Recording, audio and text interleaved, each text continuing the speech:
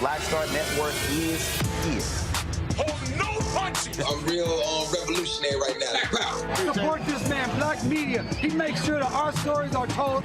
Thank you for being the voice of Black America, Roland. Stay black. I love y'all. All momentum we have now, we have to keep this going. The video looks phenomenal. See, there's a difference between Black Star Network and Black-owned media and something like CNN. You can't be Black-owned media and be scared. It's time to be smart. Bring your eyeballs home. You dig?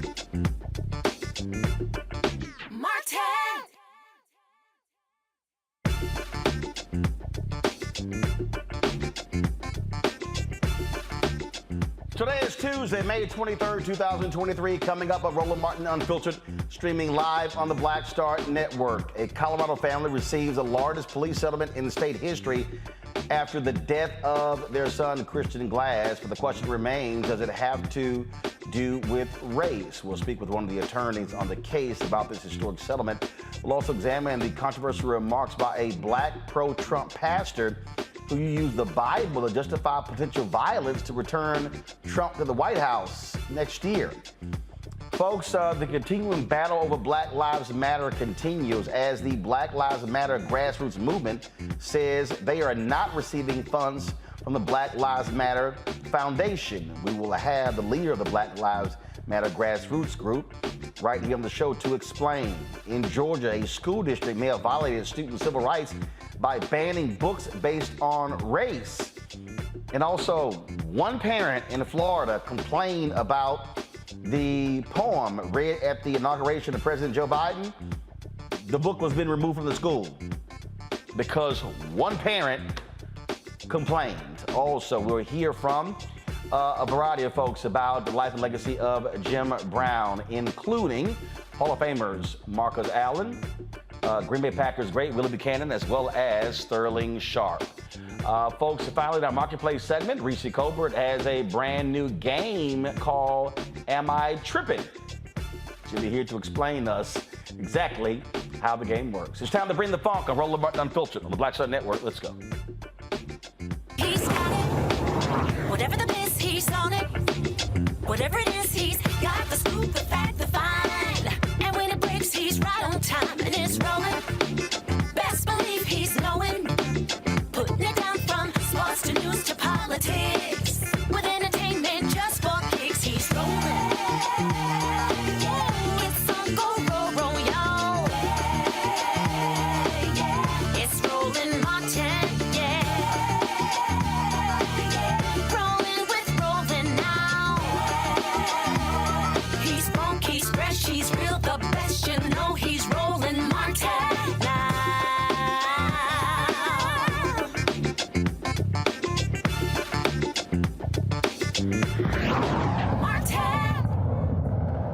A Colorado family is getting what is believed to be the largest settlement of $19 million in state history for the wrongful death of their son.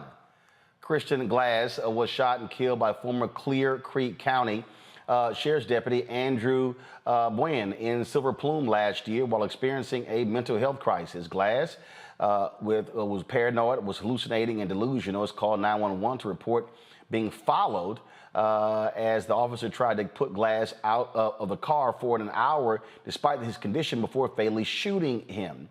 Buen is facing second-degree murder charges, official misconduct, and reckless endangerment charges. His supervisor, Sergeant Kyle Gould, is charged with criminally negligent homicide and reckless endangerment for not intervening. The settlement, which tops the $15 million settlement reached in 2021 for the death of Elijah McClain, is the largest for a police killing in Colorado and ranks among the top in the U.S. Edward Hopkins, one of the attorneys involved in this case, joins us now from Denver. So, okay, so they're paying the settlement, but obviously, I'm sure the family still wants these officers brought to justice. No doubt about it, and they are likely going to be brought to justice. The Clear Creek District Attorney has brought charges after a grand jury indicted both the officer that fired the shots as well as the officer that ordered everybody to get into the car. So those officers are facing charges, and the prosecution is ongoing. So, so they're paying the settlement, but obviously the city did not actually admit to any wrongdoing, correct? No, they carefully worded their statement about this. They did not admit to any wrongdoing, like you say, but they also did acknowledge that there were some procedural shortcomings, but we stopped short of saying we did something wrong. So what we're seeing, though, is that what often happens in these cases where a lot of these officers, they get returned to the force other places. First of all, were these two, are they still on the force? Were they fired? They were fired. They were fired after the grand jury indicted. And so when is this headed to trial? That I do not know. We do hope it will be heading to trial soon. Okay, then. Well, we certainly appreciate you joining us. Hopefully, this family will get some justice. All too often we see these cases where it doesn't happen, but thankfully a grand jury is certainly seen to indict these officers for their actions. Well, they are going to get some justice. The family did get justice. The family certainly cleared their son's name. Initially, the reports were that he may have been responsible for his own death, and they were very adamant about making sure that the public knew that he did nothing wrong, that he was extremely stressed out, that he was panicking, and that this could have been handled very differently. Had the officers who were there intervened and stopped this, he would still be alive today. But there's another thing I want your audience, because I'm a member of the audience, to know. The work you are doing, the work that everyone who is doing, who is a social activist, everybody's working the political systems, that work is working. The reason why we were able to do this for the Glass family had a lot to do with what happened with George Floyd and with Elijah. So, but for Elijah and the changes that it made to the state, we probably would not have been able to get the Glass family this justice as quickly as we were. All right, then. All right. Edward, we certainly appreciate it. Thanks a lot. Have a good evening. Folks, while that is happening, this was happening in Florida. Governor Ron DeSantis actually has set money aside. In the state of Florida, they're actually hiring officers who have been beating folks and involved in all kind of heinous acts in other parts of the country. It goes to show you what is happening, how deranged and nuts he is. This is the type of thing that one of the reasons why the NAACP has a travel advisory targeting Florida because of what's happening there. My panel, Dr. Larry J. Walker, assistant professor, University of Central Florida, Torun Walker, founder of Context Media. He's from out of Atlanta. Pastor Shannon Wright, CEO, Urban Engagement Initiative out of Baltimore. Larry, you're there in Florida. Again, it has to be particularly galling to folks there to see DeSantis gleefully, happily hiring cops who have committed wrongdoing in other places. You know, Roland, it's an interesting thing being a black man in America. You know, I've lived in a few different cities, Philadelphia, Baltimore, et cetera. And it feels like no matter where you go, you can't escape some of the kind of madness that happens when it comes to some politicians in this weird relationship with law enforcement. Now, obviously, what you described is troubling for me, particularly living in a state, being a black male. We know that black folks are 2-3 times more likely to be killed by law enforcement. On top of that, as of July 1st, there will be a permitless bill that the governor signed will go into effect. So we have, we're hiring these individuals who have committed, in some cases, atrocious acts and being hired in the state of Florida. And on top of that, it'll be the Wild Wild West starting July 1st.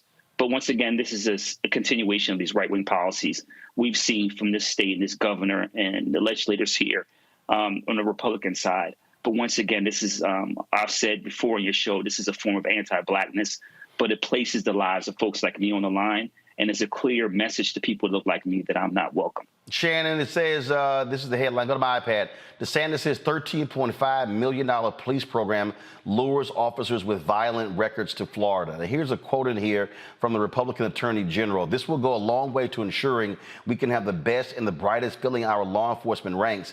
That is Ashley Moody, who is the Florida Attorney General, about DeSantis' one-time bonuses of $5,000 for new recruits. But here's what it says here. However, among the almost 600 officers who moved to Florida and received the bonus or were recruited to the state are a sizable number who either arrived with a range of complaints against them or have since accrued criminal charges, the online media outlet Daily Dot has discovered. That's, to me, that's not the kind of folks you actually want on your police force in your state when you basically, they've screwed up other places. But hey, what the hell? Florida welcomes them with open arms. So to me, that sends the message that says, we applaud whatever it is you did, wherever you came from, to get yourself in trouble. And in fact, Shannon, this is the actually Daily Dot. This is their headline: murder, kidnapping, brutality charges.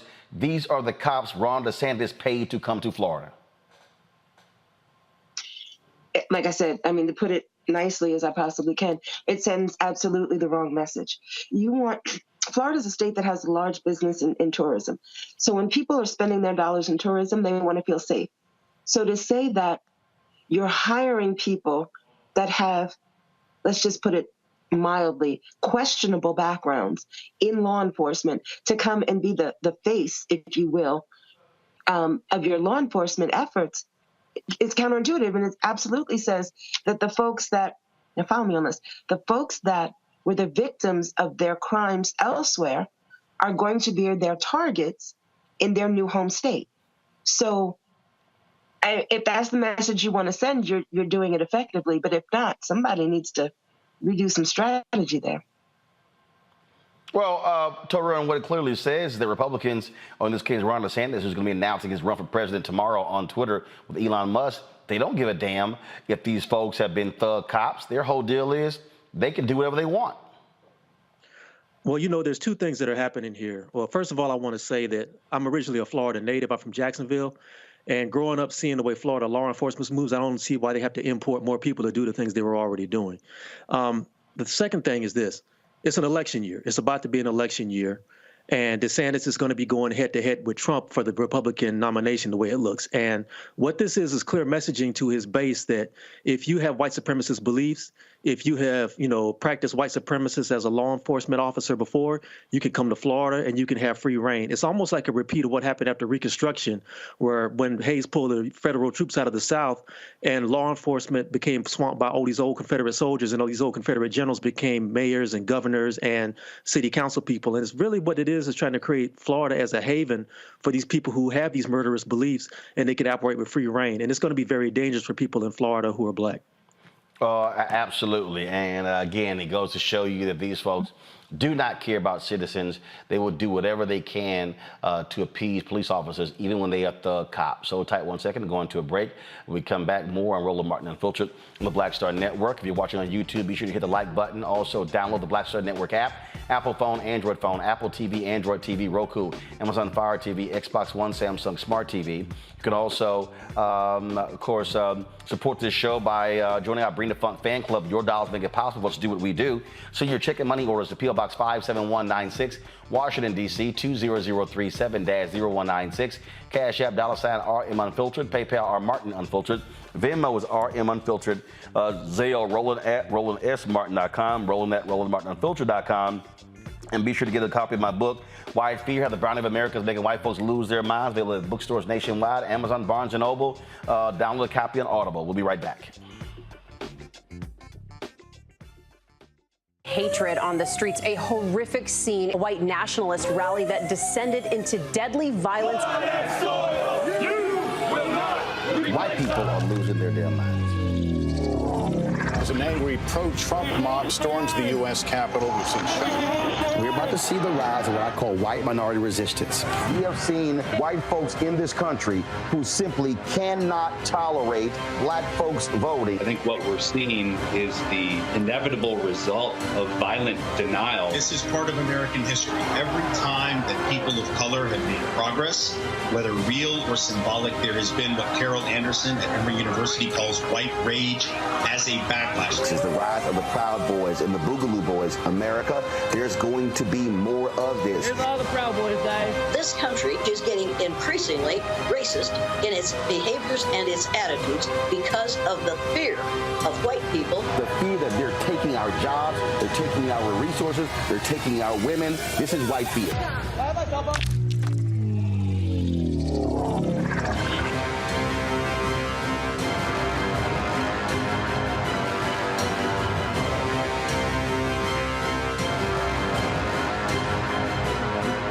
Black Star Network is here. Oh, no punch! I'm real revolutionary right now. Thank you for being the voice of Black America. All momentum we have now, we have to keep this going. The video looks phenomenal. See, this difference between Black Star Network and black-owned media and something like CNN. You can't be black-owned media and be scared. It's time to be smart. Bring your eyeballs home. You dig? Hi, I'm Gavin Houston. Hi, I'm Carl Payne. Hey, what's up, y'all? It's your boy Jacob Lattimore, and you're now watching Roland Martin right now.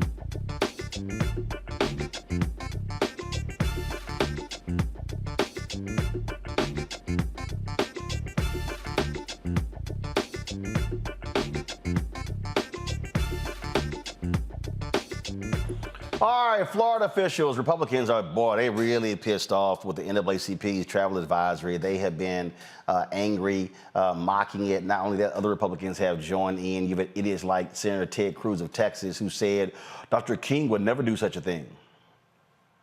clearly that idiot has never actually read or heard Dr. King, especially the April 3rd, 1968 speech at Mason Temple, where he talked about redistributing the pain, where he talked about withholding our dollars.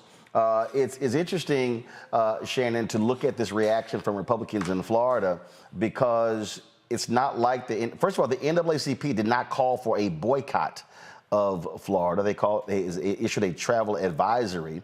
Launching a statewide boycott is a whole other different thing, but you also have a lot of pissed off Latinos in that state as well, and you got lots of truckers who are saying that they're not going to be taking any goods to Florida. So Ron DeSantis, in all of his culture wars and his effort to try to out-Trump Trump to get the GOP nomination, it could lead to some serious issues in the Sunshine State. So we keep talking about Ron DeSantis in terms of politics and Republican and ultra-conservative far right and all that. But we need to be talking about Ron DeSantis in terms of a poster child for the need for appropriate mental health care in this country. From a political perspective, for you to say you're going to announce that you're running for president and you're going to do things to alienate the black folk, the brown folk, the Jewish folk, the LGBTQ folk, and a whole other list of folks, and think that you could win, forget the nomination. It may not be that hard to beat Trump in the primary. I'll leave that there. But going forward in the general, if you have set yourself up as the most anti-everything, there's no way you're winning in the general. So from a political perspective, this ain't politics. This is stupidity. Because the goal of politics is to set yourself up in policy and practice and procedure to actually be able to win a race, not just a primary, but a general. And this ain't that.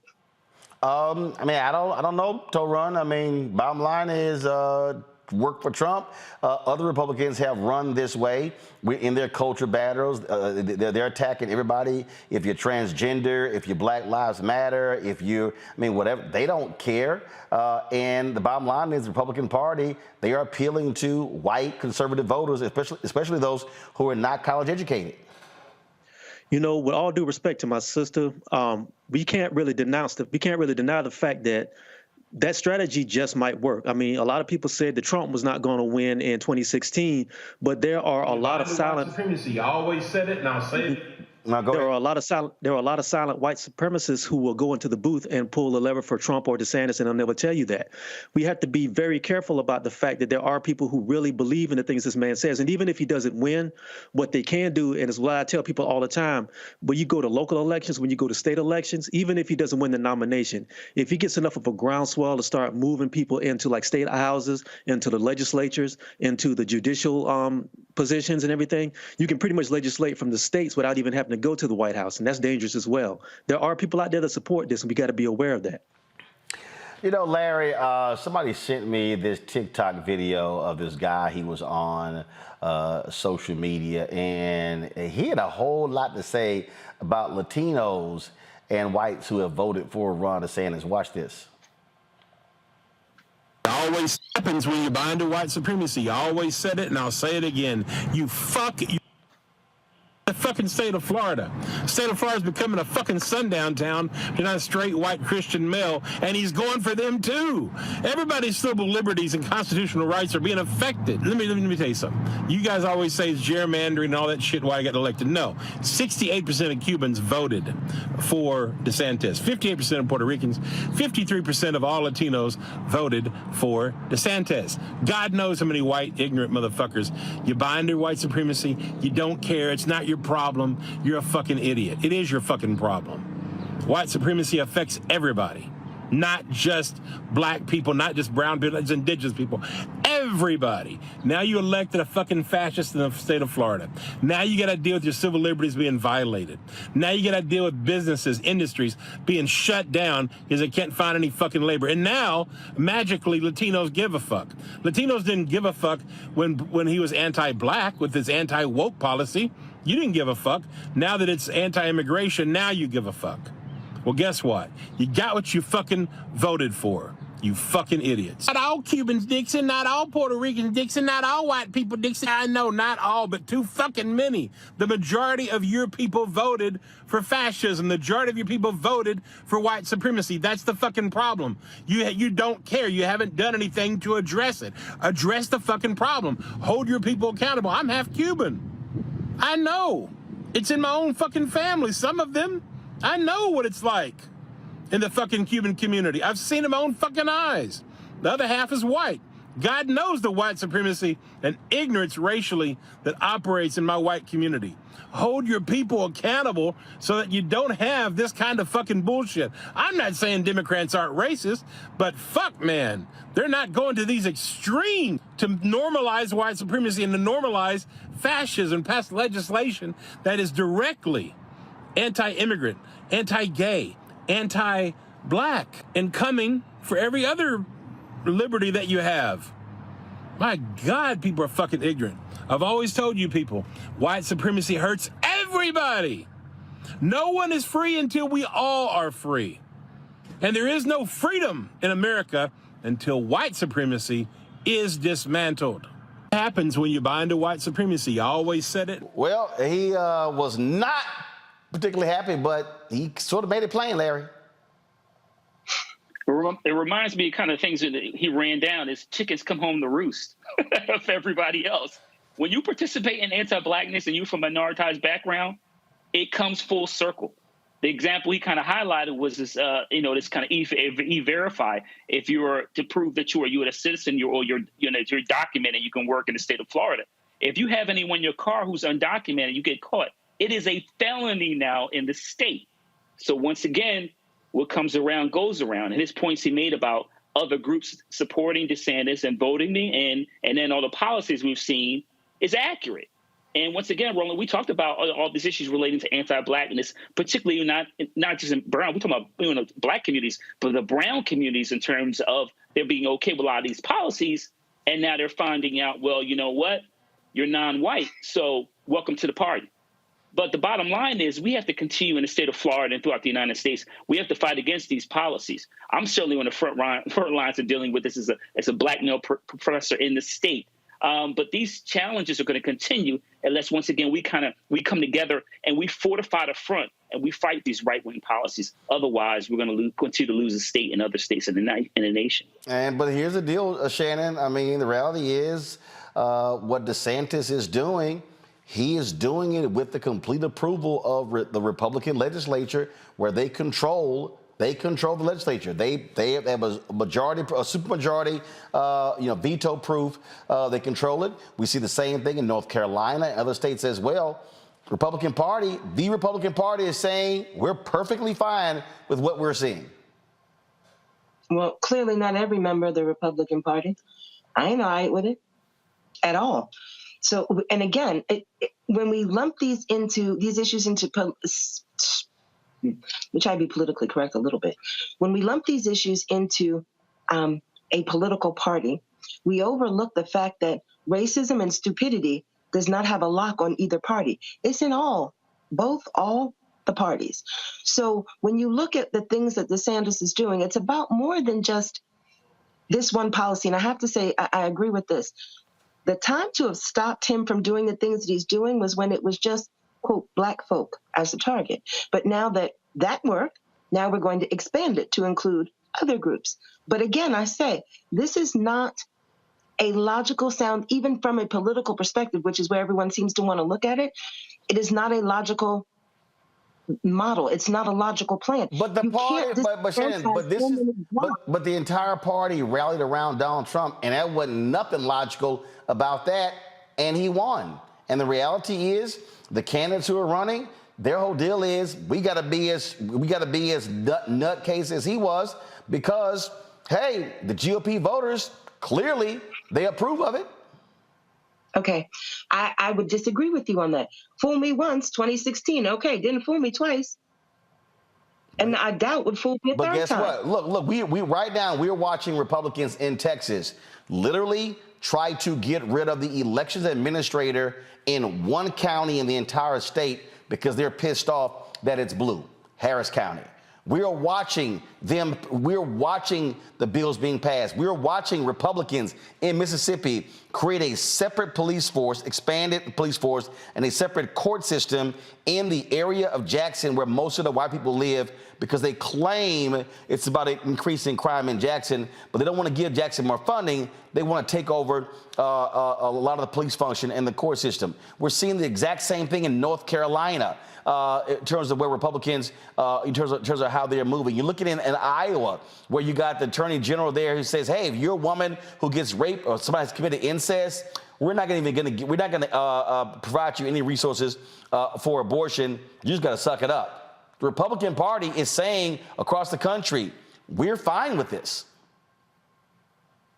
Again, you're generalizing. No, I'm not. Kind of like, I just offered you literally 5 states.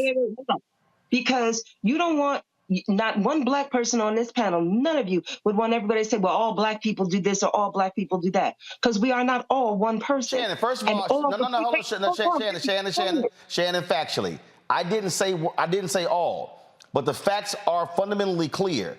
I literally named 5 states. I could name 10 more. We have in Montana, where Republicans in Montana literally voted to silence a elected official who is transgender because she dared criticize one of their bills. They silenced a non-binary sister in Oklahoma. That's the Republican Party as well. We saw what the Republican Party did in Tennessee. I've now named 8 states. You want me to name more? I am literally naming you things that Republicans are doing. Texas, Florida, almost Mississippi, Tennessee, Iowa, North Carolina. I mean, we can keep going. Almost everything that you've named are the same type of issues we're having here in Maryland. And Republicans in Maryland ain't been in control of nothing in a long dang time. Okay. So as I said before, these issues are everywhere, and they are not just one party. When you do a Google search, just do a Google search, forget from a political perspective, of the most gerrymandered states in the country, Maryland's in the top 5. Republicans don't control nothing in Maryland and haven't in a long time. When you look at folks trying to talk about removing folks from elections because what color the county may be, that happens in Maryland as well. Ain't no Republicans in charge. My point is this. Yes, you have cited examples of Republicans doing it, but it is not just Republicans. And if we want to fight these issues, we need to fight them wherever they are and from whomever they come from. What we're Larry, go ahead. So I want to highlight a couple of things. The two-term Governor Hogan former Governor Hogan was a Republican for 2 terms. So I might want to add that caveat in the state of Maryland. And also, I want to highlight something. Does that mean Maryland's still not listed as one of the top 5 gerrymandered states? Let me highlight a point. I haven't seen those stats. But let me ask you another point as a researcher. You cannot use Google as a data point. So let me highlight that. It's not effective, and it's not a correct data point. The other thing I want to highlight is Roland, as he said, he went through a series of states that have passed or are passing anti-LGBTQ, anti-Black policies, and have not even blinked. So what we're talking about is once folks are trying to bring us back to Jim Crow based on some of these policies, to undermine democracy, to limit what books, the curriculum in schools and post-secondary institutions, to limit a woman's opportunity to decide what they want to do with their body, among the other harmful policies. They're not only anti-Black, anti-LGBTQ, but in the state of Florida, also anti-business. Taron, comment before I go to break. Bottom line is, look, the Republican Party, whether we like it or not, they play dirty, and they do not care about playing dirty. And I have said this to people who work on campaigns more than once. We people who are on the Democratic side gotta learn that you're in a war. Whether you want to be in a fight or not, if somebody keeps slapping you in the face, you're in a fight. So you better learn to fight, and you better learn how to go to the people with the fight you want to take it to, and start pushing back that way. You can't intellectualize your way out of the situation that's coming. All right, folks, hold tight 1 second. Going to a break. We come back. We're going to talk to the leader of the Black Lives Matter grassroots movement, where they are making it clear that they are not aligned with the Black Lives Matter Foundation. We'll explain when we come back on Roland Martin Unfiltered on the Black Star Network.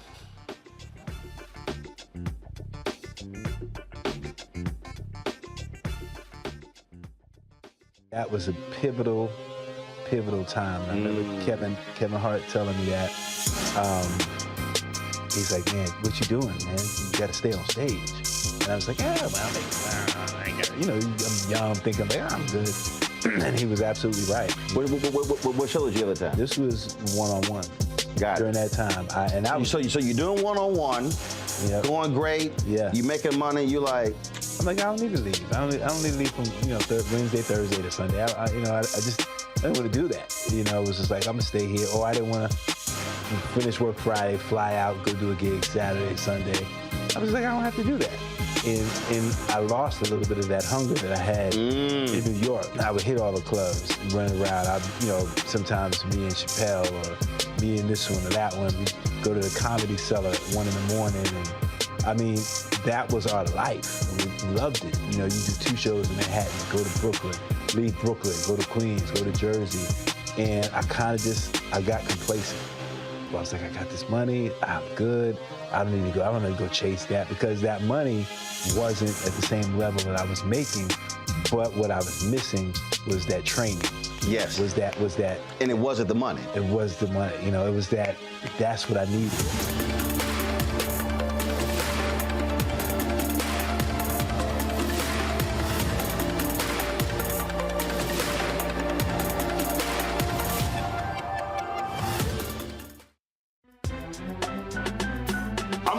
Muhammad, live from LA.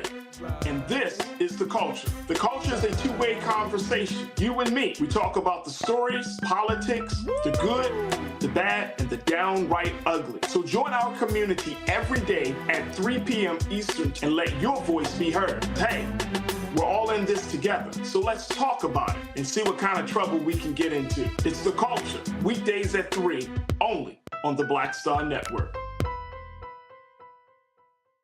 Hey, I'm Donnie Simpson. Hi, I'm Eric Nolan. I'm Shantae Moore. Hi, my name is Latoya Luckett, and you're watching Roland Martin Unfiltered.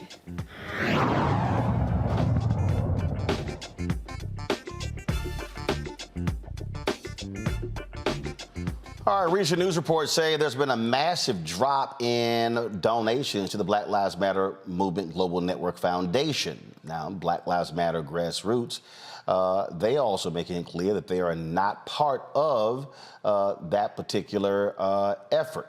And so they also are engaged in a legal battle over the future direction of Black Lives Matter. Joining me now from LA is Melina Abdullah. She is the director of the Black Lives Matter Grassroots Movement. Melina, glad to have you here. So, all right, so walk us through, because this has sort of been a constant, there's been constant friction here, and frankly, the public has been confused. I remember when I had Patrice Cullors on the show, and when she was explaining it, I still was like, I don't know what the hell is even going on here. So, the Black Lives Matter Global Foundation at one point provided grants or resources, things along those lines. So as of today, so if somebody wants to donate to Black Lives Matter Grassroots Foundation, they can do so direct. And so have you severed completely any official ties with the foundation? Yes. So there are no ties between Black Lives Matter Grassroots and the Global Network Foundation. The website that most people know is run by the Global Network Foundation. The Global Network Foundation, it has a board of 3 people, none of whom are involved in movement work. Wait, they still have just 3 people? Because I know when I talked a year ago, they were supposed to actually have a full board. It's still 3 people? It's still 3 people. Someone who goes by the name of Shalomia Bowers, a woman named Cecily Gay, who likes to talk about Black opulence, and a woman who is an Instagram model named Dejanay Parker. Those are the 3 people who run the Global Network Foundation. None of them are the frontline workers that people are familiar with, or the boots on the ground that people know to be Black Lives Matter. Okay, so all right, so in terms of the work that y'all do, are people, do they know even where to go? So if they want to support the grassroots movement, where do they go? If you go to blacklivesmatter.com, you're going to the other group. Right. So we are BLM Grassroots. We're on all social media platforms as BLM Grassroots. We also have a website, BLM Grassroots. But mostly we're continuing to do the work. So last week we were in Tampa with the family of Andrew Joseph III. Actually, it was this week, Sunday. Saturday we were in Atlanta to work on Stop Cop City, and also as part of the Malcolm X Festival there. We have chapters, 26 chapters around the country, with 8 more coming on in the midst of our onboarding process. But that's the work that we do as BLM Grassroots. It's the boots on the ground for Black Lives Matter. Again, working today, I'm just coming from a court date where the murderers of Christopher DeAndre Mitchell, who was killed by Torrance police, they're facing trial. So we were in pretrial for them. We're doing work with Ronald Green and many others. So it's the work that people know of when they say Black Lives Matter. Unfortunately, the people with the Global Network Foundation do not do that work. And I suspect that that's why donations have fallen off so dramatically, is because people are starting to understand that the Global Network Foundation is not the movement. Black Lives Matter Grassroots is the movement. So the 26 chapters fall under the grassroots movement and not the foundation. That's right. In terms of what is this court battle? So explain to folks who don't know about what's going on there. Sure. So about a year ago, the person who is really responsible for the theft of Black Lives Matter resources, again, he goes by the name of Shalomia Bowers, notified us that he. Why are you using quotes? Why are you doing that? That's not the person's name? His name that many people know him by is Chrisman Bowers, and then he now goes by the name of Shalomia. So okay. That's why there's the quotes. But he also runs an organization or a private company called Bowers Consulting, or Bowers with an asterisk. And he let me know that he intended to keep all of Black Lives Matter resources indefinitely. And so we initially attempted to negotiate with him to give us the resources that were built off of struggle, give them back to us. We tried that for about 6 months. That didn't work. And so finally in September of last year, we filed suit for the return of the resources. And when we asked for the return of the dollars, he then immediately stole the social media platforms, email lists, websites, all of that. So we have none of those things. Those are all under the control of these 3 consultants, rather than being part of the movement, rather than the movement having access to these really important things, really important tools. And so we want to be clear that we're in the midst of this lawsuit. We're waiting on a final ruling from a judge, because they're trying to block us. The Global Network Foundation is trying to block us from even having a day in court. They filed something called an anti-SLAPP motion, basically saying that if we say that they're engaging fraudulently, that we are infringing on their First Amendment rights. The judge gave a ruling, initially a tentative ruling in our favor, but that final ruling, almost 2 months later now, still hasn't been issued. So we're really kind of at the mercy of the courts at this moment. Okay, so again, I mean, obviously for the general public, it's greatly confusing. Right. It's confusing, and we're doing as much as we can to shed light on what's going on. We encourage, again, people to follow BLM Grassroots. We're grateful that you've attempted to explain as much as possible, or allow us to explain as much as possible. But essentially, the people who birthed, built, and fuel the movement are continuing to do movement work, but the resources have been stolen by these consultants, and we're trying to get them back. Hold on 1 second, going to a break. We come back. My panel has some questions as well. Folks, you're watching Roland Martin Unfiltered on the Black Star Network. Download the Black Star Network app, Apple phone, Android phone, Apple TV, Android TV, Roku, Amazon Fire TV, Xbox One, Samsung Smart TV. Also, you can join our Bring the Funk fan club. Send check and money orders to P.O. Box 57196, Washington, D.C., 20037-0196. Cash App, $RM Unfiltered. PayPal, R Martin Unfiltered.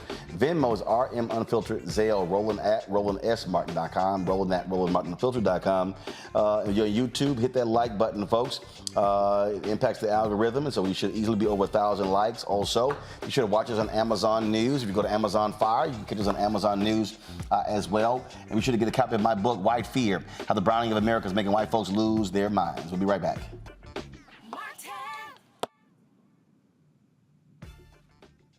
When you talk about blackness and what happens in black culture, we're about covering these things that matter to us, speaking to our issues and concerns. This is a genuine people-powered movement. There's a lot of stuff that we're not getting. You get it, and you spread the word. We wish to plead our own cause.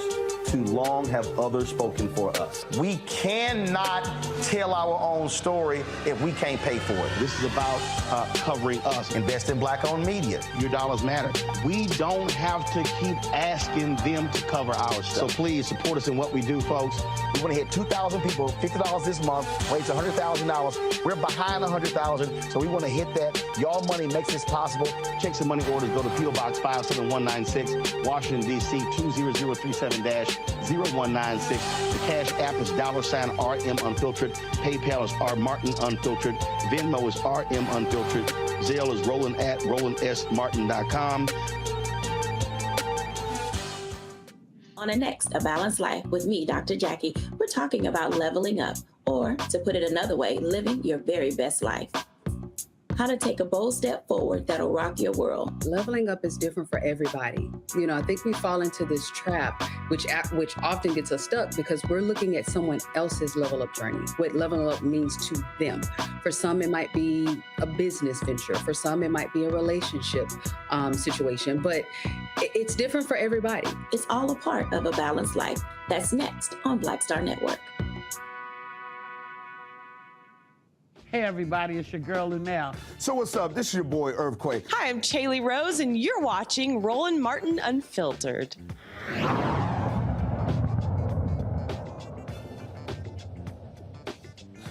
All right, folks, welcome back. We're talking to Melina Abdul. She's leader of the Black Lives Matter Grassroots. My panel is here. Tarun, your question for Melina. Hello, Melina. I've been waiting to have this conversation for a while. We're 9 years deep into this now. Ever since Ferguson started, there were brothers like Darren Seals and people who were on the ground who would call out some of these things and he got silenced. There were people who were close to the people who were connected to the ground who talked about these issues and he either got silenced or they either got marginalized or pushed completely out the way. Nobody said anything. And all of a sudden, after people in other cities have said had these conversations as well, again, nobody said anything. Nobody had anything to say until all of a sudden the story came out about $90 million and nobody said anything about, and people saw houses and mansions getting built. So my question is, what's happening now to make people so upset about the leadership that people weren't listening to 9 years ago, and why is what's happening today? Sure. So we're actually stepping into 10 years. Black Lives Matter was birthed July 13th, 2013, which is the day that George Zimmerman was acquitted in the murder of Trayvon Martin. So we've been doing this work. People like me who've been on the ground since day one, who were people who were in Ferguson, who were people who were in, Baltimore and Los Angeles and all of the places that you saw uprising, right? Who were people who were just regular folks. I'm just a mama. I'm a mama of 3 kids. I never took a check, right? We've been saying things, but also I think more importantly, we viewed Black Lives Matter as a movement. So I've been less vocal about what's been happening inside of Black Lives Matter that I frankly have nothing to do with. I don't know about I do now, but at the time, I didn't know anything about dollars coming in or about, who's getting paid what. my concern and what I felt to be my sacred duty was to do work that makes the world safer for my children. And so when you're talking about people saying things, I think people were saying things, but more importantly, I think that the people, the boots on the ground, were most concerned with doing something, most concerned about doing something. We know, just understanding the historical record, that it's from the inside that movements most often destroy themselves or are destroyed. And so it was important to me and many, many others that we continue to do the work and not allow fights from the inside to destroy a movement. But I hear what you're saying, but my point is this. I understand that there's going to be disagreements. There's going to be situations where people have differences of opinion on how a movement works. I'm saying that the conversations that you're having now, people inside of the movement who broke away from the movement have had these conversations for like the past 5 to 6 years. And there was no real movement from the inside to have these conversations. It was like either marginalize these people, shut them up, keep it moving, and nobody said anything. So my question again is, how come it takes something like outside people coming in, like the New York Times and all these quote unquote non-black information portals, to be able to have the conversation instead of going to the people who believe in Black Lives Matter and saying, this is what's going on, this is what we're dealing with, this is what we're about, instead of waiting for it to happen from the outside. You hear what I'm saying? Because I know people are frustrated about that. I hear what you're saying, but I think that maybe I'm not sharing it as precisely as I'd like to. I may not have the correct words. My position as someone who is just boots on the ground, now I'm director of Black Lives Matter Grassroots, and I am boots on the ground, right? My concern is about the struggle rather than exposing. I don't want to spend a lot of time focusing on what infrastructures look like when our people are literally being gunned down in the streets. And so the focus hasn't been where are the criticisms coming from. It doesn't mean that we've ignored criticisms. There have been all kinds of tables created and conversations created and weekly calls created to address what you're talking about. But my primary work, and for many of us, I'm thinking about Mama Paula and the Josephs and people like Marquel Bridges, our primary work is really doing the work rather than simply addressing criticisms of the way the work is moving. What I'm trying to get you to understand is this. People from the outside, and let me preface it by saying this. My background is in journalism. I was writing for Huffington Post when all this stuff was going on. I was in Ferguson. I was in some of these cities. I saw this stuff up close. When you have people who are risking their lives and risking their freedom to go ahead and protest for Black people and Black lives, and then all of a sudden when something happens to them, or they end up getting years in prison like someone like Josh Williams in Ferguson, or you see people who are actually getting injured when people are getting shot in the eye with beanbag bullets and things like this, and they look for somebody to bring aid to them, or they're looking for somebody to deal with legal aid to get them out of prison, or legal aid or hospital to take care of their bills, and they're risking everything. And they see people pulling in $90 million off the death of a Black man who died in the street. Two of them, actually, Michael Brown and George Floyd. And they see millions, hundreds of $90 million at least that we know of coming into an organization. And then we don't hear anything when they want accountability, and these people are still struggling. And then the next thing you know, we see people dancing in the street, and we see them popping champagne on a mansion in front of on the desk at a mansion. You have to understand that's a disconnect between people who are living hand in mouth but still believe in Black lives, and the people who are supposed to be the leadership for these organizations. And then when you try to get answers, nobody says anything. That's the point I'm trying to make. There's a serious disconnect. So first, let me say this here. Hold on, let me say this here. And that is this here. Out of all of the Black organizations that got money in the wake of George Floyd's death, there's only one that publicly announced how much they got. There's Black Lives Matter. Okay, so Tyrone, you referenced the 90 million. How much did NAACP get? I can guarantee you it's more than 90 million. About 140 million. How much did the Urban League get? More than 90 million. How much did all the other Black organizations get? See, and again, I absolutely believe in accountability. But I think what many people should be doing is saying, hold up, what about the whole ecosystem? It's a whole bunch of folk got money. What are they doing with the resources? That's absolutely one. Melina, the issue that Black Lives Matter has had, it was that you had, again, there was so many different entities. Again, when I had Patrice on here before she stepped down, it was Black Lives Matter PAC, it was the foundation, it was the grassroots. It was frankly convoluted as hell. I remember when she explained to me, I still couldn't follow what was going on. And so you had these multiple entities that were there, and really, and what I was told was that the Global Network Foundation was about repairing the infrastructure. An audit was done that was released. There was supposed to be more board members. Those folks haven't gotten back to me. I've reached out to the three people you talked to. We were on a press call with them last year, have not heard from them. So I don't know where the Global Network Foundation is, what they're doing, what they're funding, what's going on. So part of this deal is that when we say Black Lives Matter, which is also part of y'all lawsuit, there is a distinction because Black Lives Matter grassroots is separate from Black Lives Matter Global Network Foundation, but the $90 million that Torun referenced, that, if I'm correct, that went to the foundation, right? That's right. And so they determined, and they released a report saying that they gave out millions of dollars in grants, things along those lines. I think they said something like 58 or 60 million was still left. There was a plan of action for that. I still haven't heard from them on what the plan of action is. So what you're laying out is a plan of action for Black Lives Matter grassroots, which is different from the Black Lives Matter Global Network Foundation.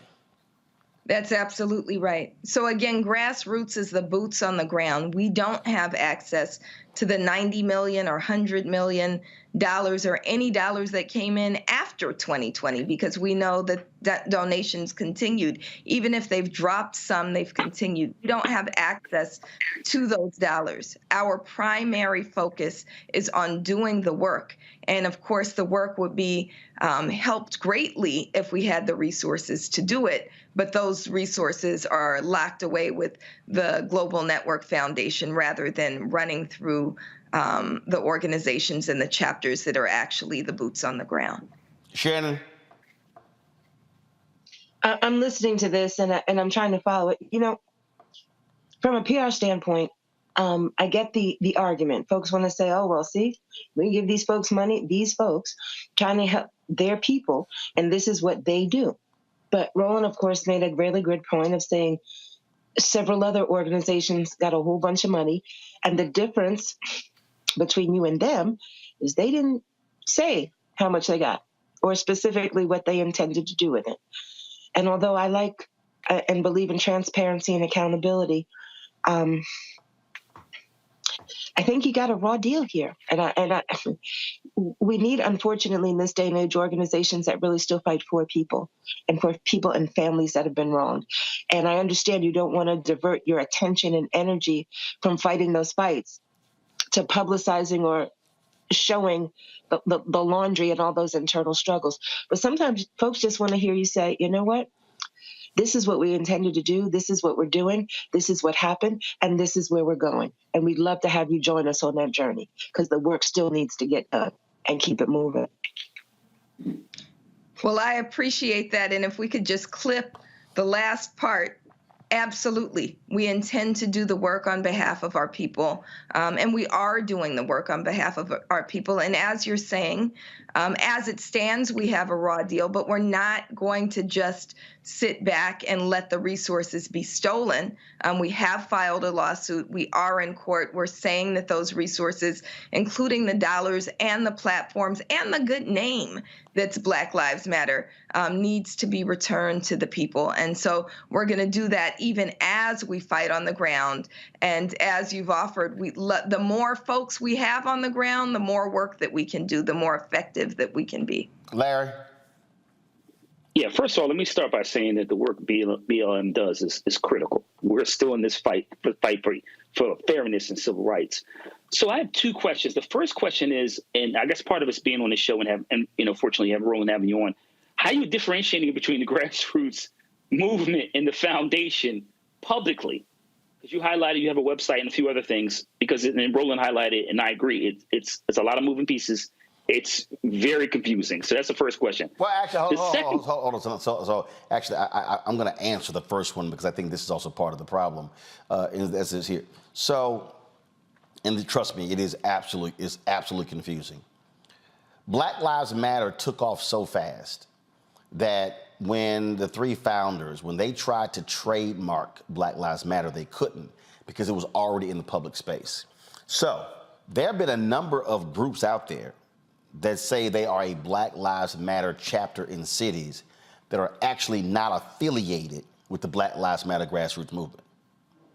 So they literally do not have, so you cannot call yourself an NAACP chapter unless you are a NAACP chapter. There are people out there right now who can call themselves Black Lives Matter organizations. They can literally put it in their name that are not affiliated with the organization.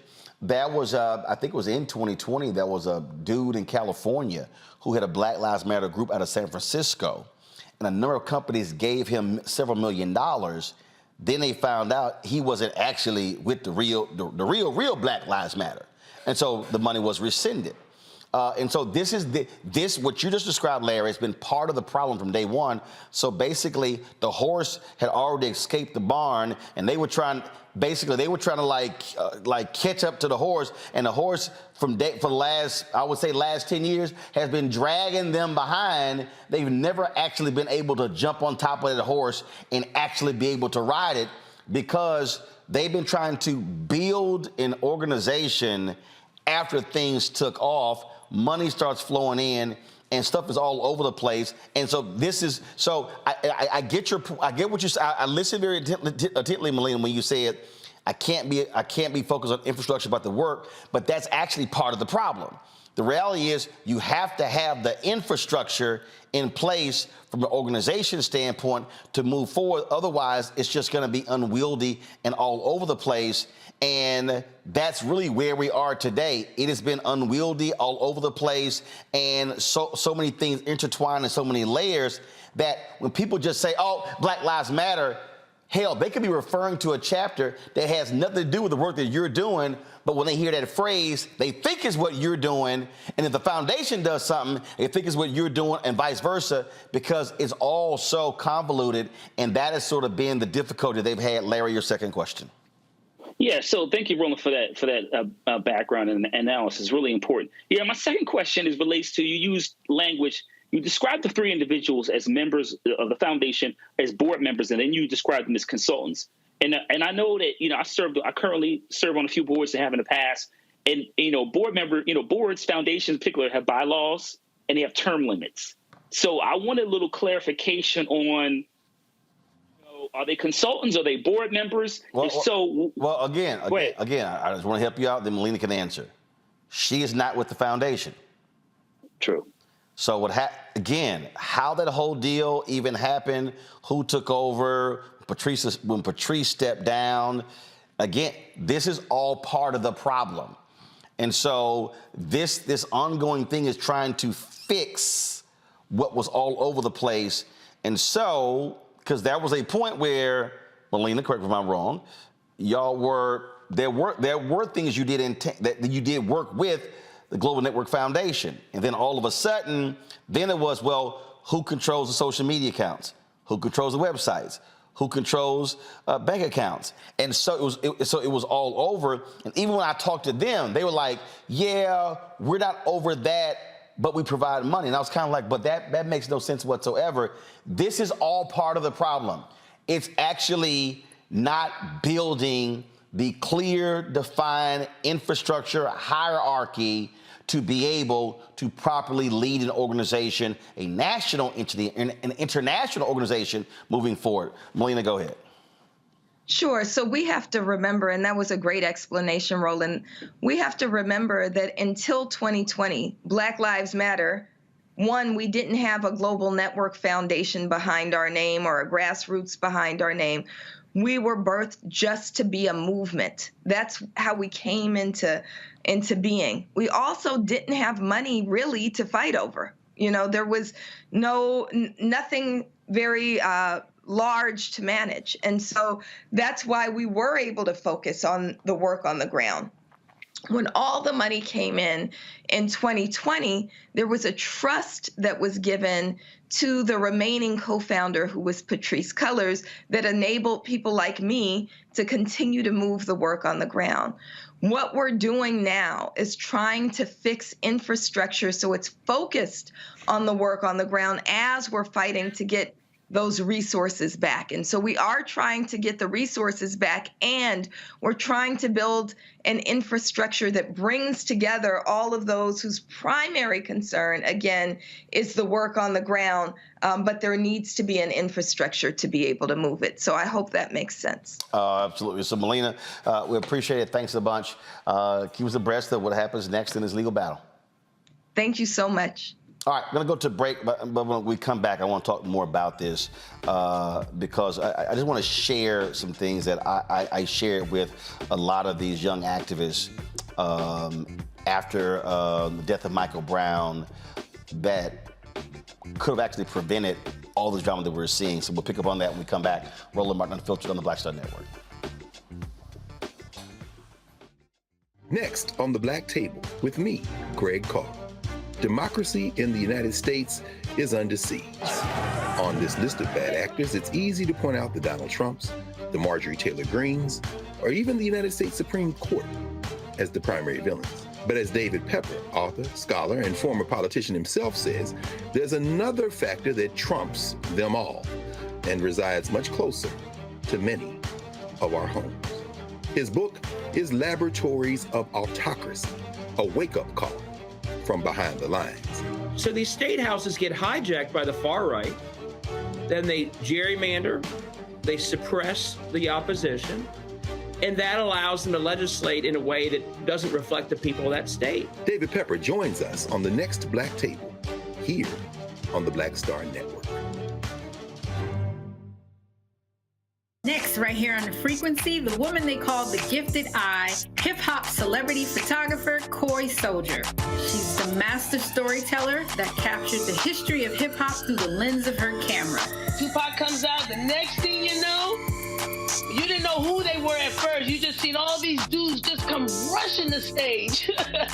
Then you realize Biggie gets a bottle of champagne, he pops it open, sprays it on the crowd, he drinks the bottle. Cory Soldier, the hip-hop celebrity photographer, joining me right here on the next episode of The Frequency on the Black Star Network. Black TV does matter, dang it. Hey, what's up, y'all? It's your boy Jacob Lattimore, and you're now watching Roland Martin right now.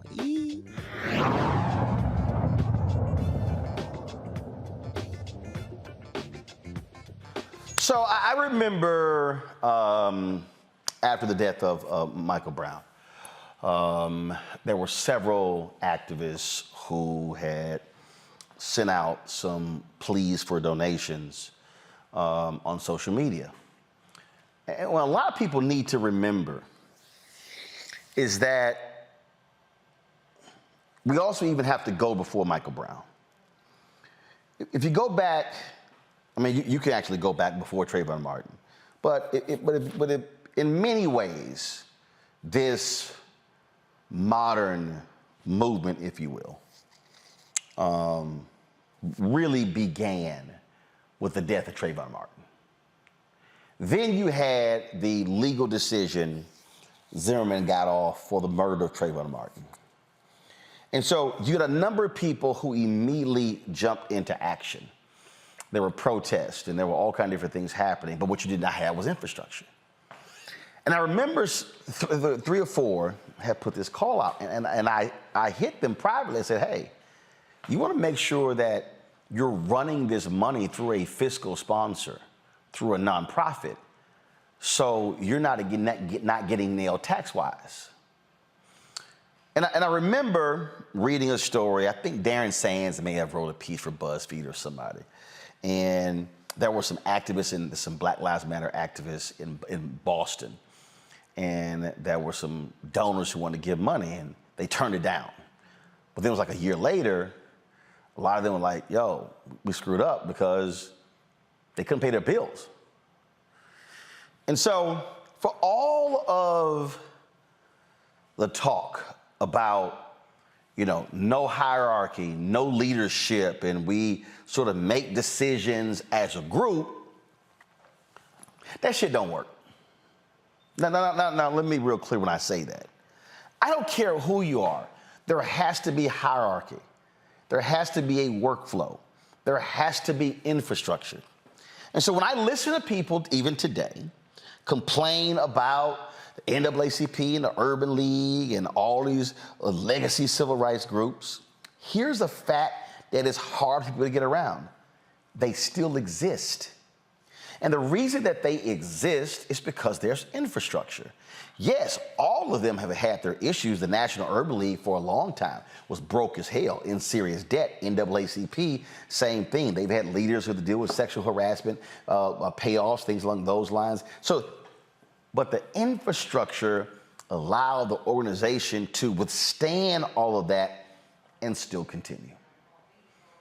So why am I saying this as it relates to this?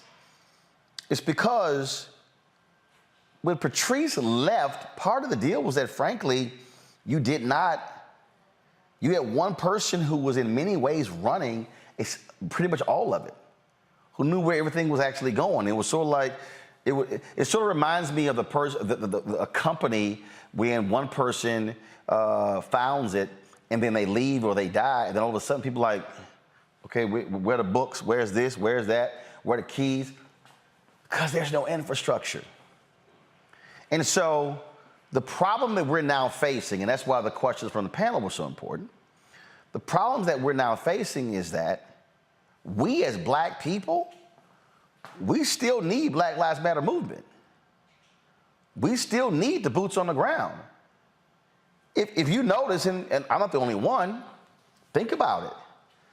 Have you seen the wide-scale Black Lives Matter protest since the death of George Floyd? No. It's still needed. Is there work still being done? Yes. Are things being done in specific cities? Yes. But what is it that we still hear? What we have is you have more headlines coming out of conservative outlets that have been targeting leadership, and we know what those games are. But leadership also has to ensure you're not inviting additional headlines, additional drama. And so you have Melina and their group and with grassroots and stuff that they're doing. But I have numerous questions for the Global Network Foundation. First off, who are you? Why is it that we're now in 2023 and you only have 3 board members? Now, according to what they said to us, and again, I was on the call, was that there was a series of services that needed to be handled, and Shaloma Bauer's company handled that and was reimbursed for that.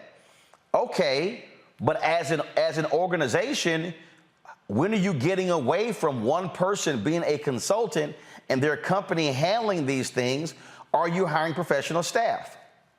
I have those questions.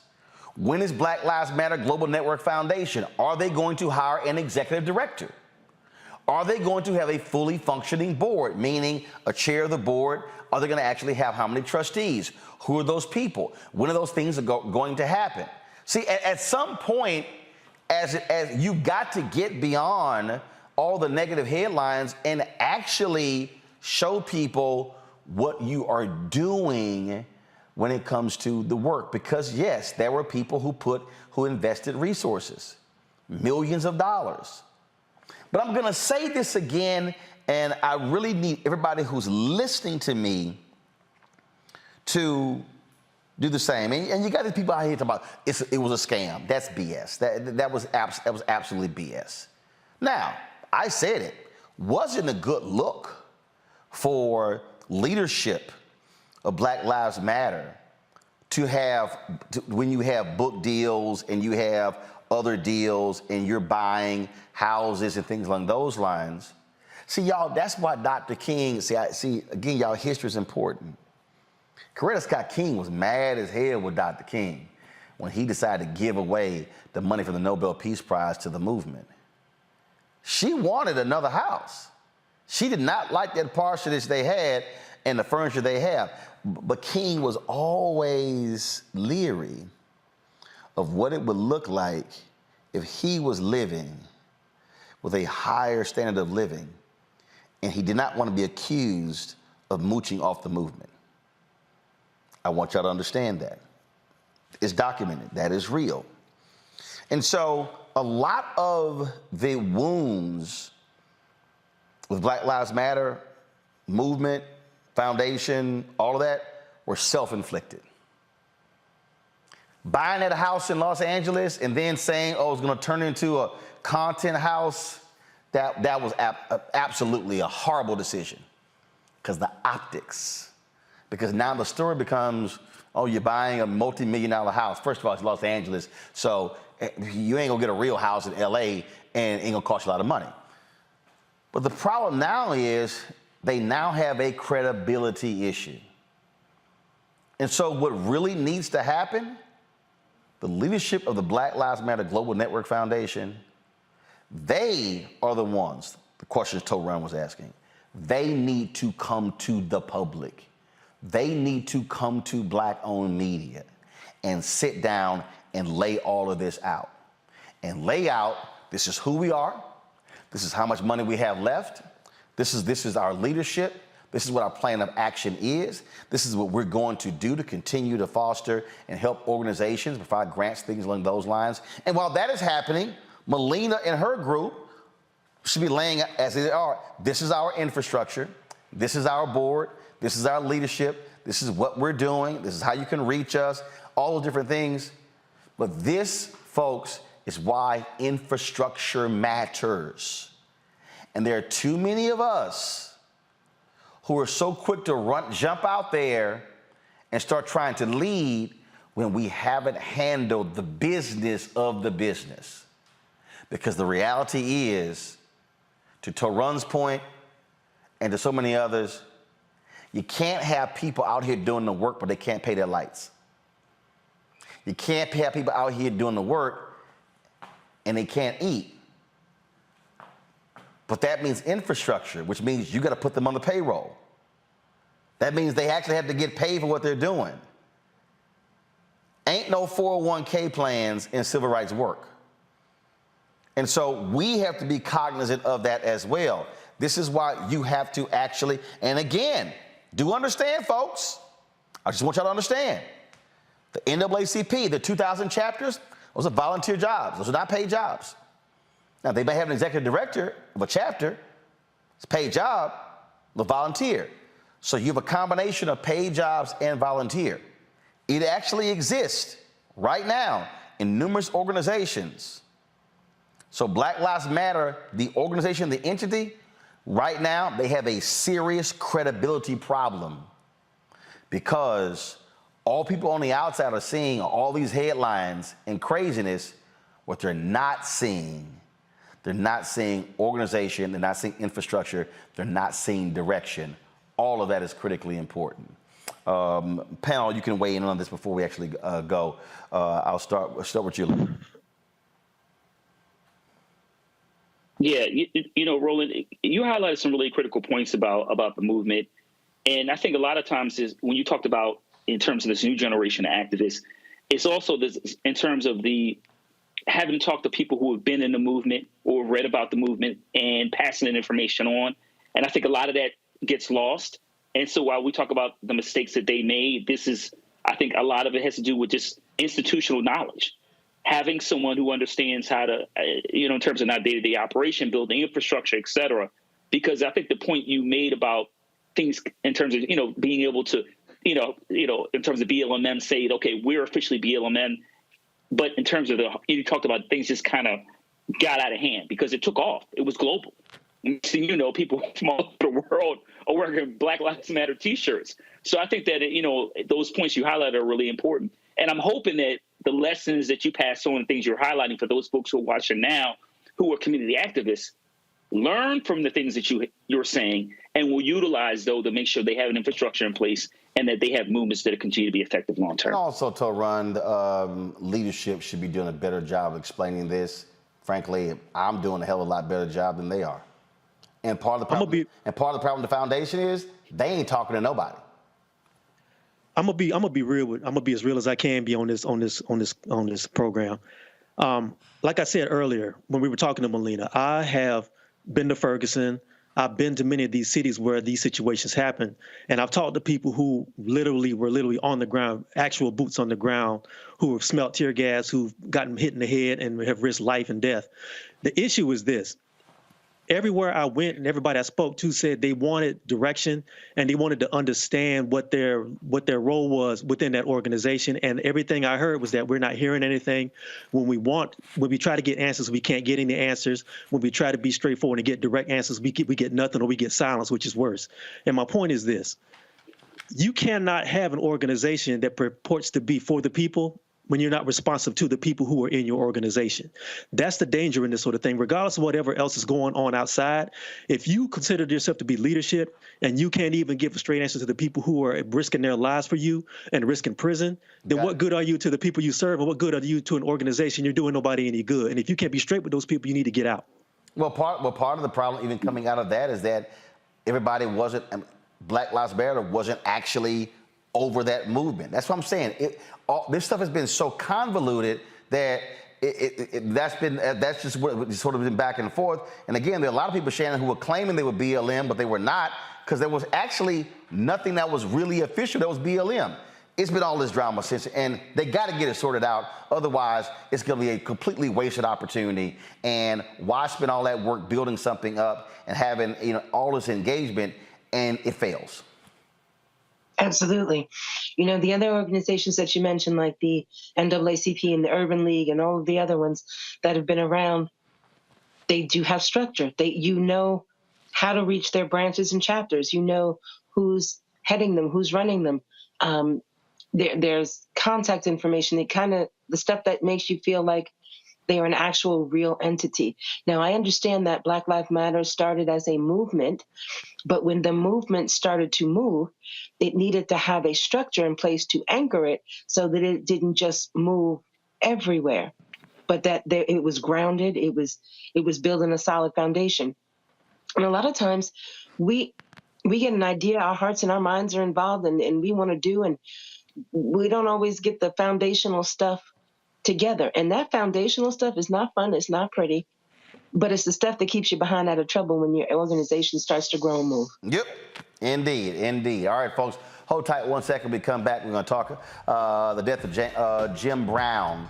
Obviously, his legacy when it comes to football, legacy when it comes to his community work.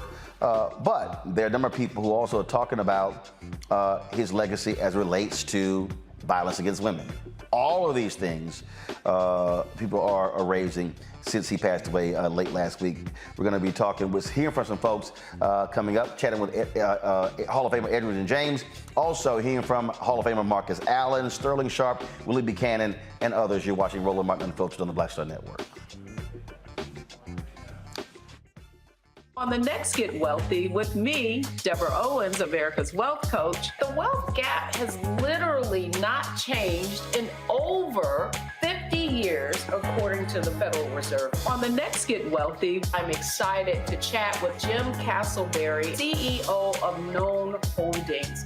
They have created a platform, an ecosystem to bring resources to Blacks and people of color so they can scale their business. Even though we've had several examples of African Americans and other people of color being able to be successful, we still aren't seeing the mass level of us being lifted up.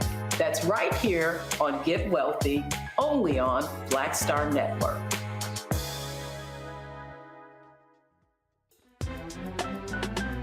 I'm Faraji Muhammad, live from LA.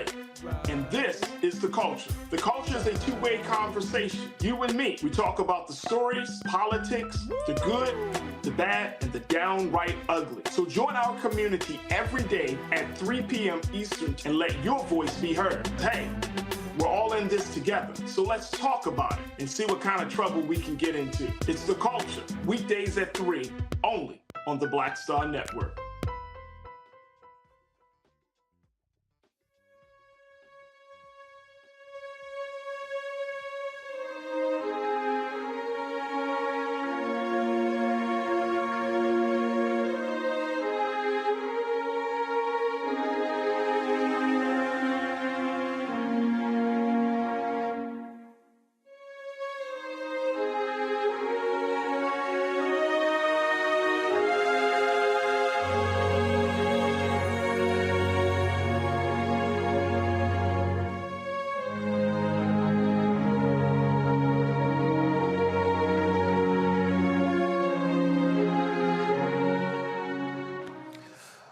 lot of folks have been talking about life and legacy of Jim Brown, who passed away last week at the age of 87. So many in the football world, especially those who play the position of running back, talked about what he meant to the league, to them personally. Joining me right now is Hall of Famer Reecie James, of course, played with Indianapolis Colts, elected to the Hall of Fame, played that running back position. Edge, glad to have you on the show. Just share with us your recollections, your thoughts with regards to Jim Brown. Hey, what's up, everybody? Yeah. No, Jim Brown he's like the mold. He was the one that set the example, even though he played before a lot of our times. But once you start playing the running back position, you learn about Jim Brown. You see all the great things that he done. And one thing that made him stand out when I first started was how many times he led the league in rushing. So that was super important to me. And that's when I started studying Jim Brown. And to know that he could have went on and did so many more great things as a football player, and he shut it down to go and be an activist and go to Hollywood and actually be bigger than football. I think everybody that understands or knows his story has a great appreciation for him as a person, as a player, and what he's doing for the culture. Obviously, he was the gold standard for the position that you played. In a bit, I'm going to play something from Sterling Sharp, and he said, frankly, when there was a conversation, he said there was never this GOAT debate. He said it was clear. It was Jim and everybody else. Yeah, the greatest. I'm talking about anybody. Everybody knows it starts with Jim and then everybody else. Indeed. Just share with us your interaction with him over the years. Well, over the years, especially once you get to the Hall of Fame, you always cross paths before that, but once I got to the Hall of Fame, you got a chance to be around him a little bit more. He's a little older, and the one he came to Mr. Irsay, Mr. Jim Irsay does this concert, this collection. He had Jim Brown come there. And I have this old 1975 Chevy Impala or Chevy Caprice Classic that I get all the Hall of Famers to sign. And that was one of a big moment right there for Jim to sit there. He just signed my seat, and he put that number 32 on there. That stamped it because, I got the greatest football player to ever play to sign a seat full of Hall of Famers, and he stands out amongst everybody.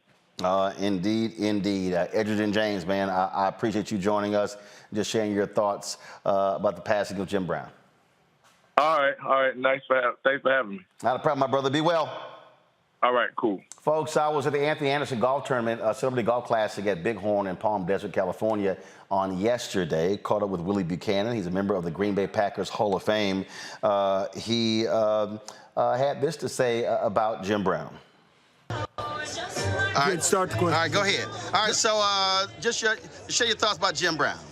Greatest football player that ever lived. Jim Brown was a classic. I work for the NFL still, and I worked the sidelines. I went and grabbed the ball out of the ball bag, walked it over to Jim Brown. I said, Jim, I need your signature. This ball is for me, not to anybody else. I want to keep this as a souvenir, just for me, and it's still in my office to this day. Jim Brown was the greatest. That's all you can say. He was the greatest. All righty. Sterling Sharp, of course, played wide receiver in the NFL. His brother, Shannon Sharp, is in the Hall of Fame. Got a chance to chat with Sterling as well. All right, your thoughts about the passing of Jim Brown? Well, it's easy with Jim Brown. He was a good friend of mine. He treated me with, I think, the greatest compliment I ever got. I got from Jim Brown, who said I could play in any era. But when I think of Jim Brown, I think of a great player. I mean, I'm not going to do any of the off the field and the social justice stuff that he did. He was great at the movies. He was good at. I'm just talking about the man. When you talk about what he did playing the game of football, there was not Jim Brown or it's, like we do with Michael Jordan and LeBron James. But with Jim Brown, when I thought Jim Brown is just a great player, and you leave it at that. And then a lot of us believe the greatest football player. So, he was going through some health things. He was moving a little slower. He still loved his golf, but, it's a tremendous man that I'm glad I got a chance to interact with, have him in my life, get a chance to conversate with him, talk to him. And like I said, he gave me the greatest compliment as an athlete, as a football player I ever got, and that is that I could have played in any era. I don't need any more than that. Marcus Allen, of course, starred with the Los Angeles Raiders. He's also in the Hall of Fame as well. So I caught up with him after yesterday's tournament. All righty, here we go. 3, 2, 1. Well, Martin, just share your thoughts about Jim Brown. Clearly sad about the passing of Jim Brown. I met Jim Brown back in 78, maybe.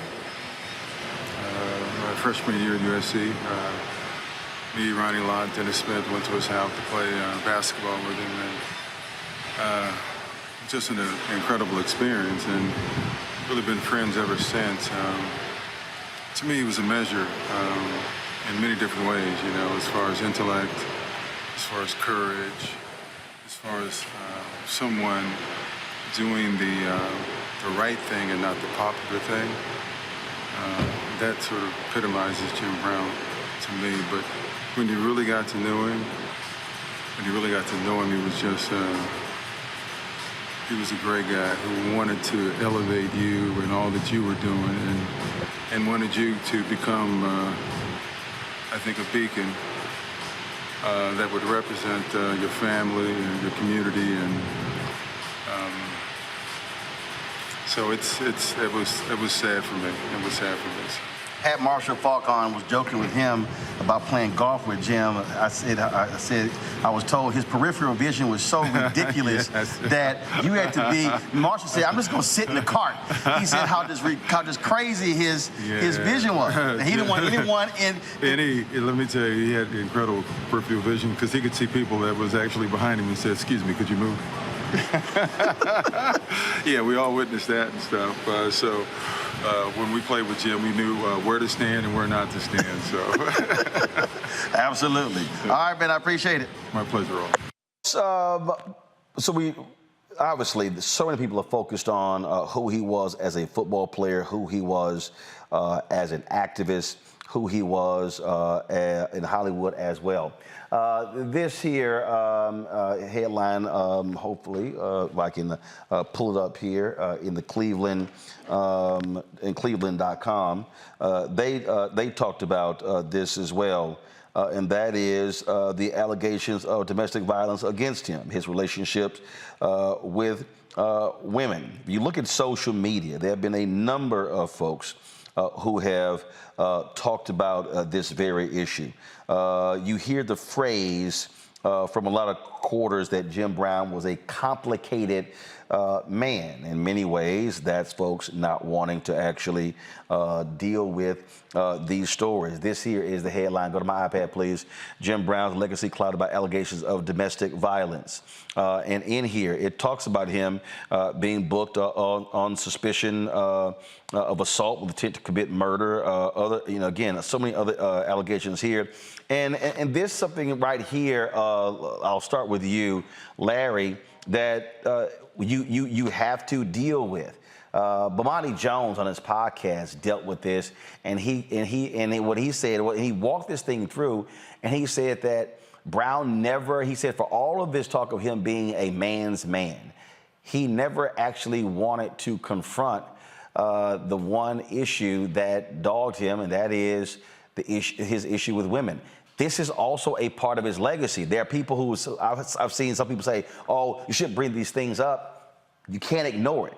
So when you talk about someone's legacy, their life and legacy, it's not just stuff that we think that are good and noble, it's everything. Yeah, you're right, Roland, and I'm glad we're talking about this issue. Intimate partner violence is something I take very seriously, certainly on a board that deals with these issues previously. And also, this is an issue that's impact, particularly when we talk about how it's impact Black women, Black women in particular, women in general. But you have to talk about these issues, and it's not like this is one allegation. There are multiple allegations of intimate partner violence when it comes to Jim Brown. But it's certainly, like you said, is in terms of the collectively the person. You can talk about the civil rights work and his work on the field, but you have to address in terms of violence and women and his life in general, and that is part of his legacy.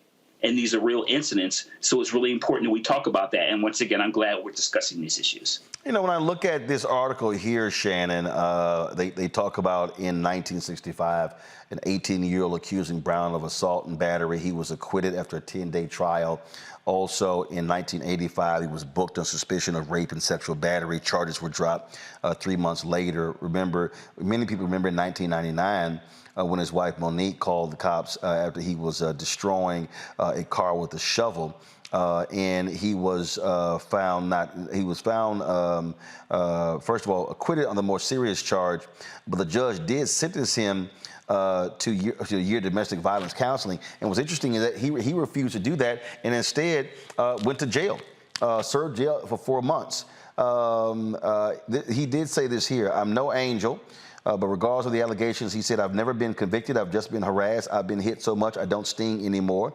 And then he said, I take it and look my accuser in the eye. I don't look at my shoes when I talk to anybody. I know what I am. I only have to live with myself."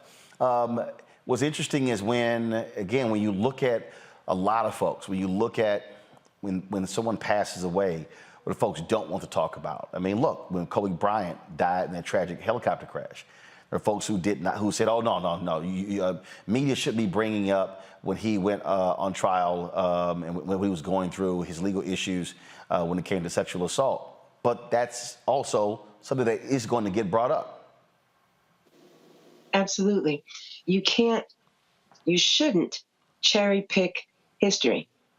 Whether the accusations were true or not, it is historically accurate to say there were accusations, there were issues, there were times when he claimed himself not to be an angel, but having been able to understand what he did and look himself in the eye, and not look down at his shoes, which I think is kind of an awesome phrase. Nobody's perfect. Nobody. If you have done some things, first of all, you don't get to a certain age without having some baggage and some issues. Some are more egregious than others, but again, allegations. And I think to try and erase that or remove that from his past and his history, it does a disservice, because you never know how many folks are in a similar situation that may hear something that someone who is accused of doing something did that helps them to face some demons in their own lives and change some things in their own lives. So I think when you do something, you got to own it, you got to keep it, you got to move forward with it, and just hope to be a better person. Well, and that's the thing. It is just quite interesting to me, Larry, just watching the different reactions and listening to people and just watching how when I see people and when I'm watching and reading these stories, how some say, well, you shouldn't bring these things up because hey, he wasn't found guilty. And then I've seen a number of people, especially women, who say, okay, but you can't ignore the repeated accusations over and over and over again. It is as if, and then when I talked about how Bomani broke this thing down on his podcast when he kept saying, we got to stop with this whole idea of, he was this complicated man. He's like, you have to confront what that complication was. Here's some of that particular podcast. I listened to it today when I was flying from Los Angeles, and I found it to be quite interesting and compelling. Check it out. These circumstances that so many people had given up on, and these neighborhoods that even cops are scared to roll up on, and these gangs that even the cops are scared to do anything with. Jim Brown's walking in dealing with them broker intruders. And by the way, this is a world and causes that a whole lot of our more erudite bourgeois folks that claim to care so much ain't care nearly as much about those dudes. Care about them kind of in theory and in an academic way, but on the boots on the ground sort of way, hey man, take a man to do that. And that man was Jim Brown. And that man was consistently Jim Brown. But what's interesting about American when he started it, I found this right before I got on the show. He said that he had based the American Foundation around three things: the determination of Malcolm X, the recovery program of Alcoholics Anonymous, and the capitalism of Ronald Reagan. See, this is why it's interesting when Jim aligned himself with Trump and people were so shocked and so saddened. I was like, what are you talking about? Jim Brown's a capitalist. Like, this is what he's about. Jim Brown also endorsed Nixon in 1972. Now, something to think about, though, with Brown and his endorsement of Nixon. James Brown also was a Nixon endorser. Wilt Chamberlain, too. Though with Wilt Chamberlain, people looked at it like he kind of got fooled. There was a consistency with James Brown and Jim Brown on this.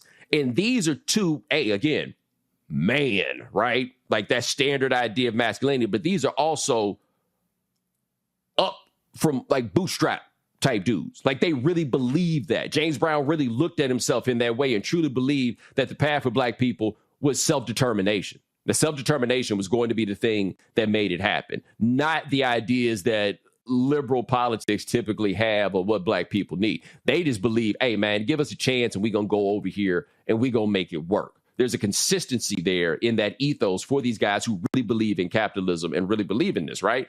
Like, it's there. That's why I say Jim is not complex. It is not complex that Jim Brown would align himself with Donald Trump. And the reason it's not complex that he would align himself with Donald Trump is that Donald Trump would be willing to meet with him, which I feel somewhat confident a whole lot of these other presidents would not. And by the way, I did a Google image search on that too, right? It's in the most thorough search, so I could be wrong. I couldn't find no pictures of Jim Brown with Jimmy Carter. I couldn't find no pictures. Only picture I found of Jim Brown with Bill Clinton, they were both on some panel. I couldn't find no pictures of Jim Brown with George Bush. I sure couldn't find no pictures of Jim Brown with Barack Obama. Them dudes wasn't meeting with Jim. Trump would. And you know why Trump would? Because Trump ain't tripping off the fact that you put your hands on a few women. See, this gets us to the place where people say that Jim Brown is complex or complicated. And again, I don't see anything complicated about this. It's complicated if you want to make Jim Brown a plaster saint. If you want to be able to take the good works he did and use them to define him, then maybe it's complicated. Or maybe it's complicated if you want to simply view him through the lens of his treatment of women. There's room to talk about these two things at once. And you have to talk about the way Jim dealt with women. I wrote something, I guess it's now, wow, man, it might be like 17 years ago about Jim Brown. And it was just about how Jim Brown was the most intimidating athlete ever. And I remember, I haven't looked the piece up, but I remember I almost had like a throwaway part at the end. This is like 2006, somewhere in there. I feel like I had like a throwaway part in the end about the flip side of this, of course, is that his intimidating nature also led to him having these problems with violence against women. I obviously in that piece did not give it enough attention. In this time, we're not as willing to just kind of be like, yeah, but about the violence that Jim perpetrated against women. And part of why I think that we were so willing to do that for so long with him is because Jim Brown was a man, right? Even if you saw this as being negative behavior, I think a lot of people viewed that as an extension of the hypermasculinity that he projected. Almost, can't make an omelet without breaking eggs kind of situation. Like, I think that's how a lot of people Folks, if you want to hear at those things. The rest of that, what you should do is you should pull up Bomani's podcast, The Right Time with Bomani Jones. Final comment from each one of the panelists. Tarun, I'll start with you. You know, it's a difficult thing to get into because, look, nobody is saying that it's right to abuse anybody. Nobody's saying that somebody who from that time didn't have some demons. But my thing is you have to take everybody in totality, sort of like Bomani said on the podcast. You know, you have to look at the work he did with communities who everybody had pretty much written off. You have to look at what he had to face being a football player, then moving from football into being an activist when there was a real serious risk of losing your life and losing your freedom just from that. You have to look at this person in the full spectrum. I'm not saying that you have to discard the things about him that may have been negative, but we have this tendency, especially when it comes to black men, to the minute something happens where they pass on, we pull out everything negative and we use that to kind of leverage against everything else they've done. If we're going to have that conversation, conversation has to be balanced about their good and their bad. That's all I want. Larry. Yeah, I think that, certainly, like I said, I have to go back and listen to the podcast. He makes some excellent point and really good analysis. I think the other thing is when we talk about issues related to intimate partner violence, and like I said, I want to go back to it because we're discussing this issue, is I agree with my colleague, you have to, you paint this tapestry of someone's lived experiences, but we have to remember this is one of the things I always felt in the black community when people talked about Mr. Brown and his, particularly my father, about how kind of watching him play, et cetera, that this is always kind of like he described, Jones described it in his essay. He talked about the end, like people and father and other folks will talk about this very end. But this is something when we talk about value in black women and other women, we have to put to the forefront. And really, we should be leading with this, but also offer context to the other things he's done on the field, his civil rights work, et cetera. But we have to confront this because this is an issue that's impacting the lives of women throughout, not only the U.S., but throughout the world. Shannon. As much as so many folks have tried to say, it's not a complicated issue. It kind of is. From the perspective of women deal with a lot of issues, gender-based issues, and up until recently, and still sometimes, they get dismissed just because it's a woman that says whatever she says. We look at men for what they do positive, and whatever issues, gender-based issues they may have with women, that's personal. That's over on the side. That's, whatever. But it isn't. When we look at folks that we put up on a pedestal, we have to look at everything, not necessarily judge, but don't turn a blind eye either. Keep it, that phrase we all like to use, keep it real? Keep it real. He was a man that had an awesome football career. He had an awesome acting career. He had an awesome civil rights career. He did a lot of good work, but he did some things that mayhaps he shouldn't have. And I think to look at one without the other, in a way, diminishes a little bit of the good that he did. Indeed. Folks, going to go to a break. We come back. Our Marketplace segment right here on Roland Martin Unfiltered on the Black Star Network. Black Star Network is here. Oh, no punch! I'm real revolutionary right now. Thank you for being the voice of Black America. All momentum we have now, we have to keep this going. The video looks phenomenal. See, this difference between Black Star Network and black-owned media and something like CNN. You can't be black-owned media and be scared. It's time to be smart. Bring your eyeballs home. You dig? Hatred on the streets, a horrific scene, a white nationalist rally that descended into deadly violence. White people are losing their damn minds. As an angry pro-Trump mob storms the U.S. Capitol, we've seen shooting. We're about to see the rise of what I call white minority resistance. We have seen white folks in this country who simply cannot tolerate black folks voting. I think what we're seeing is the inevitable result of violent denial. This is part of American history. Every time that people of color have made progress, whether real or symbolic, there has been what Carol Anderson at Emory University calls white rage as a backlash. This is the rise of the Proud Boys and the Boogaloo Boys. America, there's going to be more of this. Here's all the Proud Boys, guys. This country is getting increasingly racist in its behaviors and its attitudes because of the fear of white people. The fear that they're taking our jobs, they're taking our resources, they're taking our women. This is white fear.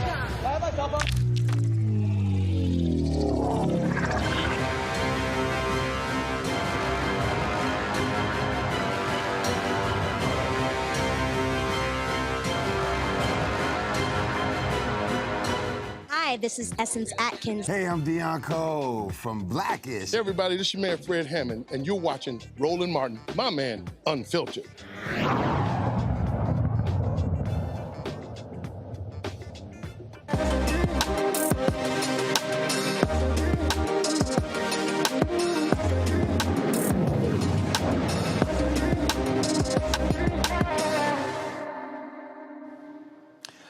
right, fam, we all love games. Now, y'all know we get together. We play some games. Some of us play spades. Some of us can't play spades.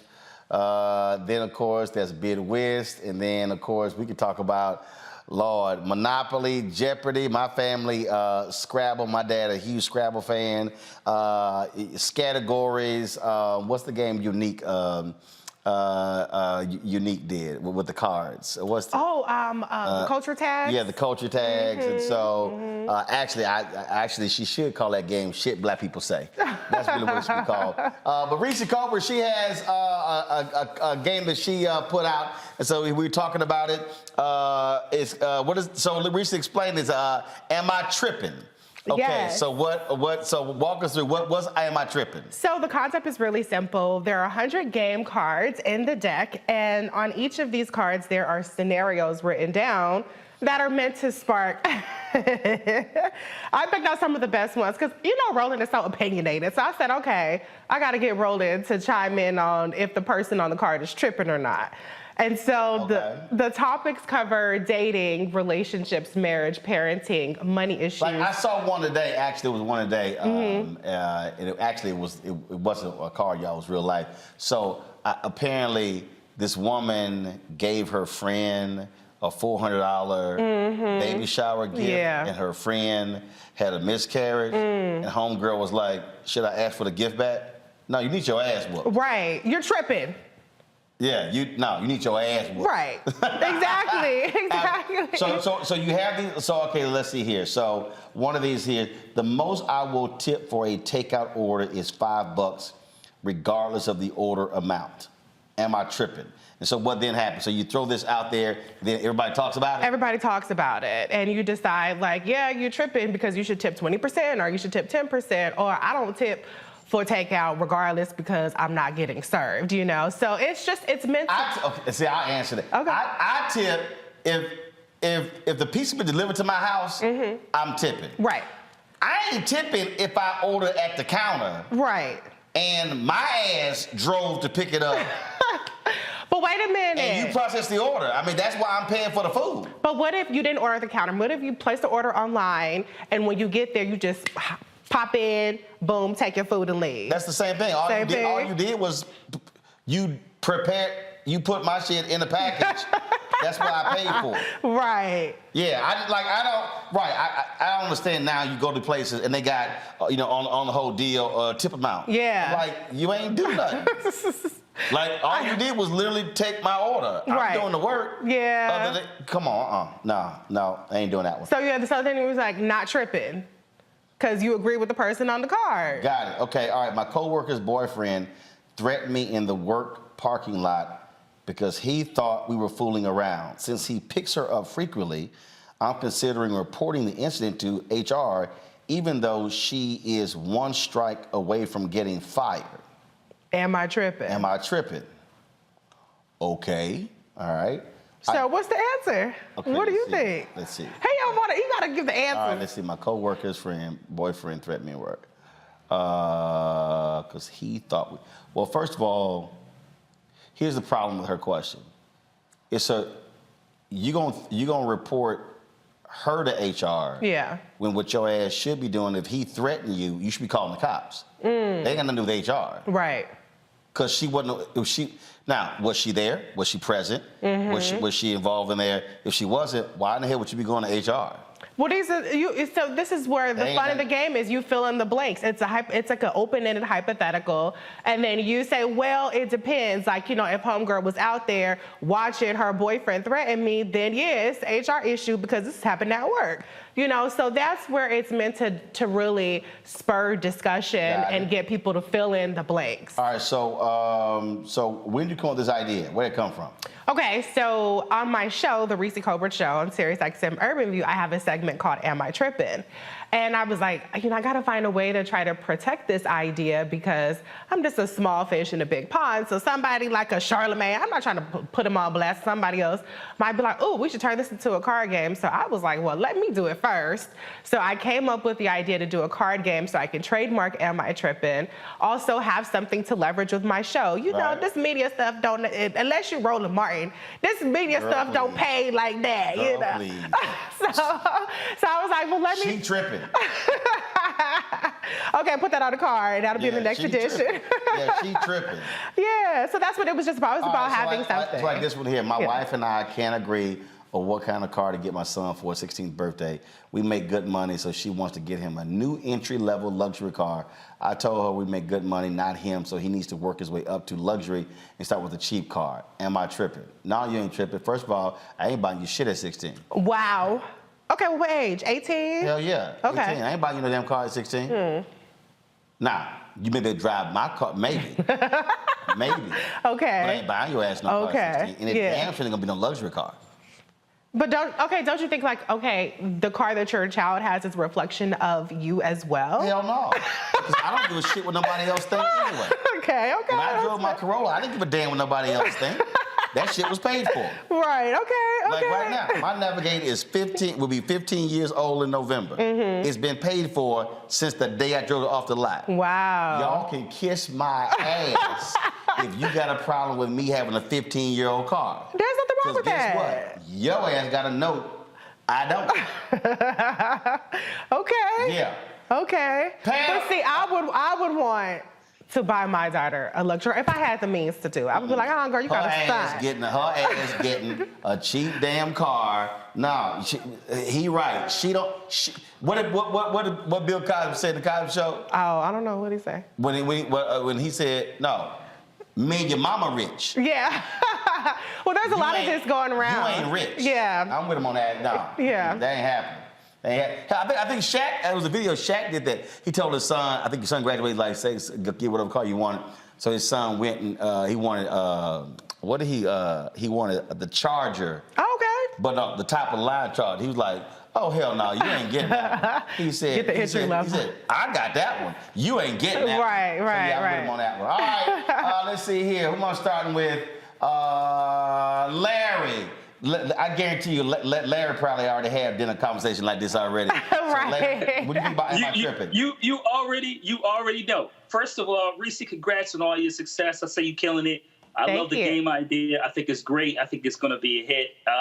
Make sure you let us know what the website is so I can go and support you, sister. That's first of all. Second of all, let me go to a couple of those questions. So 16-year-old, nah, you're going to have to. No, you're tripping. You're gonna have to earn that. That's first of all. Oh wow, tough crowd. Thirdly, with the whole thing about the boyfriend in the parking lot, forget the professor stuff. I'm from Philly, so I'm not even having that. So I don't need HR to handle that situation. So he's tripping. So that's my answer. I love that. Yeah, you know, one of the things I forgot to mention. So in each package, I decided instead of making it a card, I was going to make it an insert because people want 100 cards. They don't want 99 cards plus an instruction cards. Right. So I have this insert with each package that gives you some ideas. Small ass writing. I know, but look, it's 4x6. It's like 12 cents to print this. Okay, so you know. Damn, girl, you need to increase the damn type. I got good eyes, but damn. Well. You should have used both sides of it. See. Okay. I'm taking advice from the entrepreneur, from the guru. Big ass print. Yeah. Look at the ass print. Put a magnifying glass in that damn box as well. And listen, everybody got a phone. Take a picture and zoom in. Boom. Problem solved. See right there. See right there. No, use both sides. You're already paying for it. Yeah, that's a good point. Okay, free advice. Shannon, go I'll ahead. take it. Wow. So, there's a lot of tripping going on from them questions.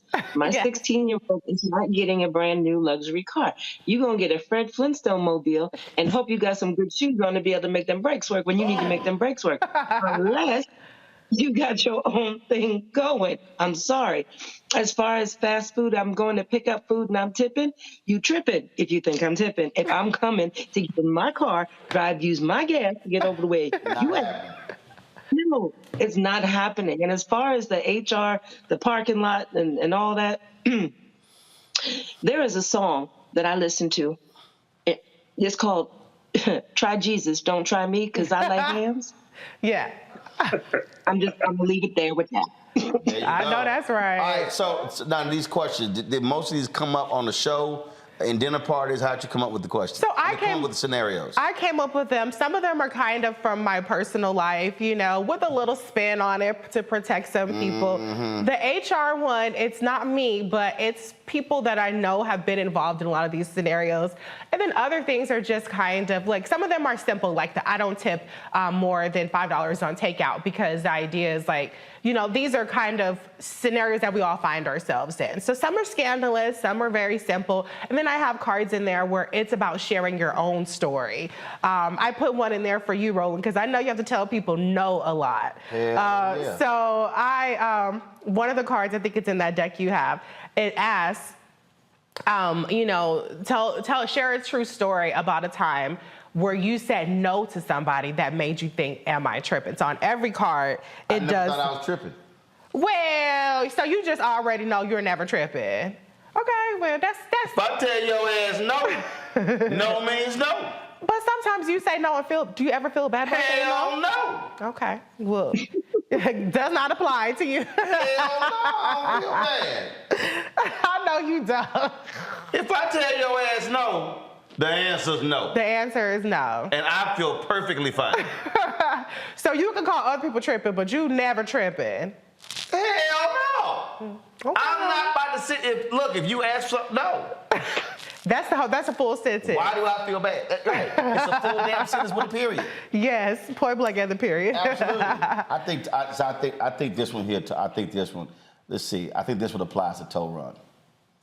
Oh boy. No, I think this. After a night of drinking, my friend got sick and threw up in my car.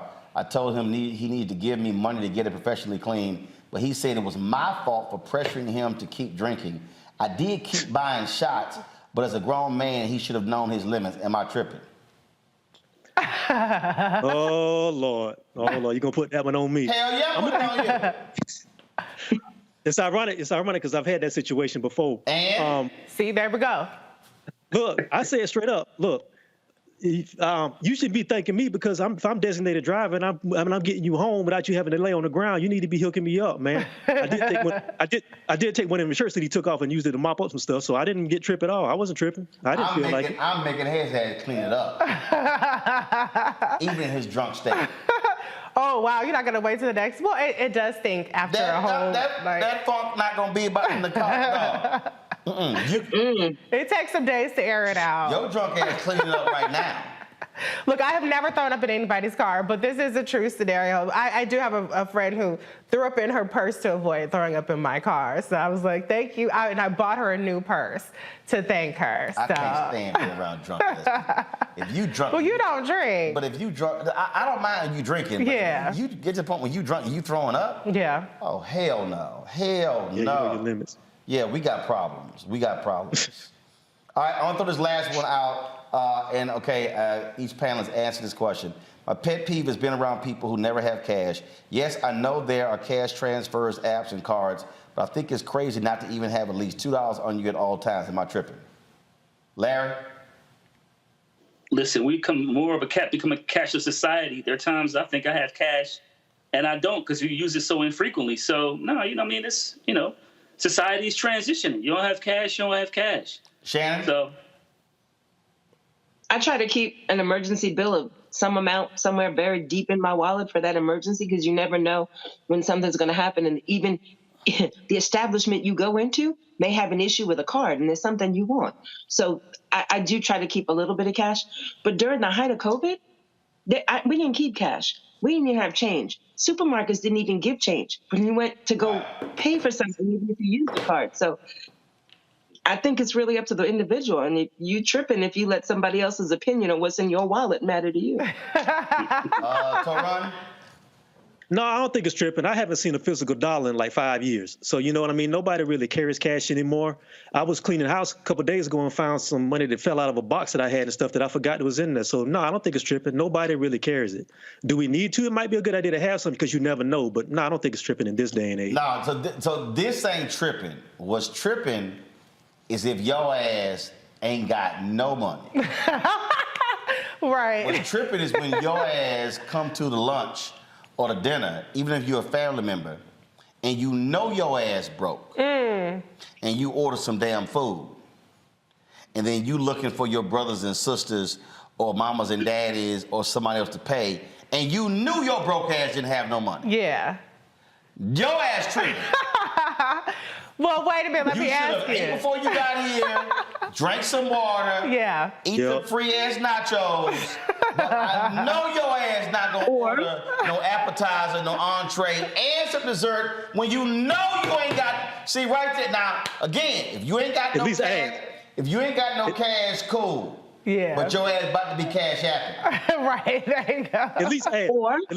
Ask somebody ahead of time. So pull somebody to the side, like, I want to go out. But I'm short right now. Can you hook me up before you even go out there? Don't just go up and do that. Let you know what me I mean? say it again. Your ass ain't got no money. You got no business ordering anything unless it's been established up front that somebody else is paying for the whole dinner. Yeah. You need to sit there and eat before your ass get there. You need to drink you some water. Drink that free ass bread. And don't you order nothing. That's cold. You don't feel uncomfortable when somebody is like in front of you with no. Sit your broke ass there. Jeez. First of all, why am I uncomfortable? Because your ass broke. For me, if I'm eating, we all eat it. I think you tripping, rolling. Hell no. Especially if I had to pay for your ass the last 4-5 times. Okay. See, No, that's different. No. Well, wait a minute. If you pay, do you believe that you pay everything, including the tip? That's one of the cards. Or does if you pay, then the people that you're treating pay for the tip? No. First of all, if I'm inviting people, and I'm paying for everything, I'm paying for everything. There you go.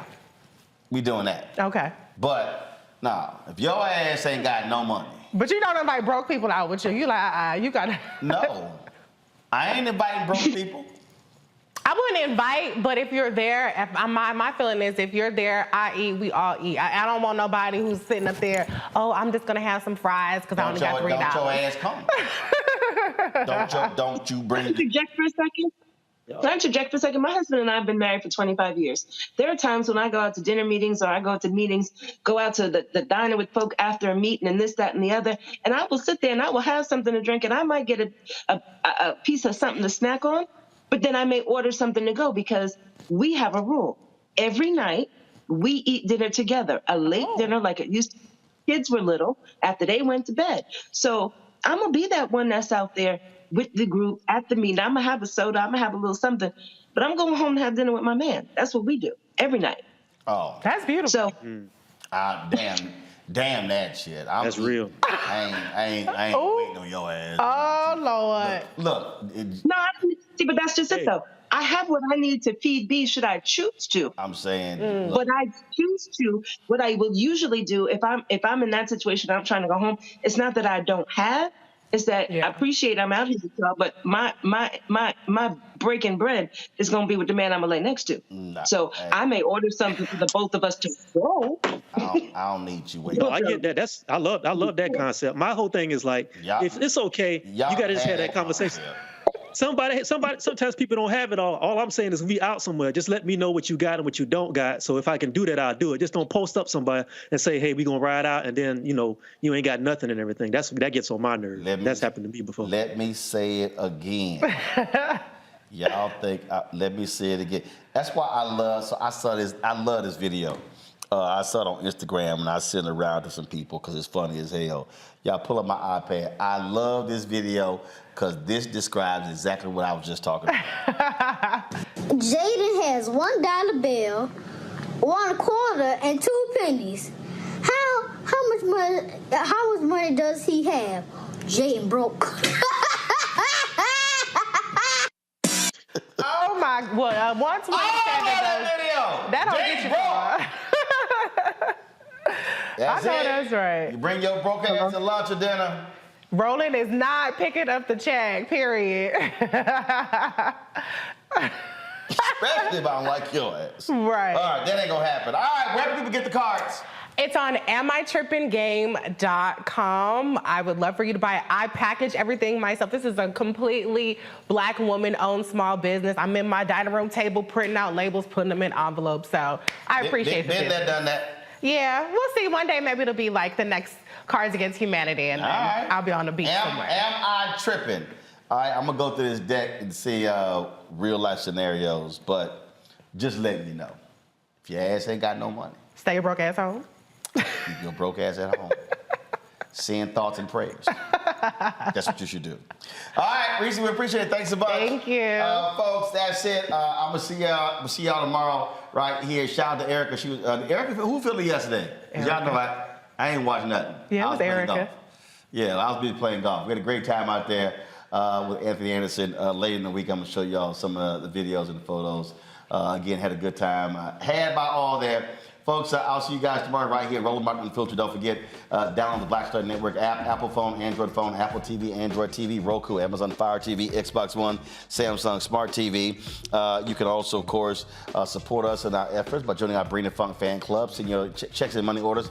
P.O. Box 57196, Washington, D.C., 20037-0196. Cash App, $RM Unfiltered. PayPal, R Martin Unfiltered. Venmo is RM Unfiltered. Zelle, Roland at RolandSMartin.com. Roland at RolandMartinUnfiltered.com. And of course, you can get my book, White Fear, How the Browning of America is Making White Folks Lose Their Minds. And before I go, I got to hear my man talking about Jaden broke ass one more time. It's going to take us out. I'll see y'all tomorrow. Holla! $1 bill. Jaden has $1 bill, 1 quarter, and 2 pennies. How much money does he have? Jaden broke. Folks, Black Star Network is here. Hold no punches. I'm real revolutionary right now. Black power. Support this man, Black media. He makes sure that our stories are told. Thank you for being the voice of Black America, Roland. Stay black. I love y'all. All momentum we have now, we have to keep this going. The video looks phenomenal. See, this difference between Black Star Network and Black-owned media and something like CNN. You can't be Black-owned media and be scared. It's time to be smart. Bring your eyeballs home. You dig? Pull up a chair. Take your seat. The Black Tape with me, Dr. Greg Carr, here on the Black Star Network. Every week, we'll take a deeper dive into the world we're living in. Join the conversation only on the Black Star Network.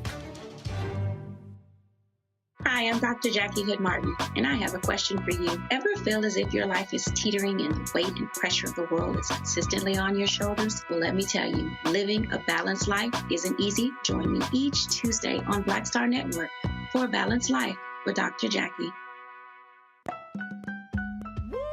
We're all impacted by the culture, whether we know it or not. From politics to music and entertainment, it's a huge part of our lives, and we're going to talk about it every day right here on The Culture with me, Reecie Muhammad, only on the Black Star Network. I'm Deborah Owens, America's Wealth Coach, and my new show, Get Wealthy, focuses on the things that your financial advisor and bank isn't telling you, but you absolutely need to know. So watch Get Wealthy on the Black Star Network.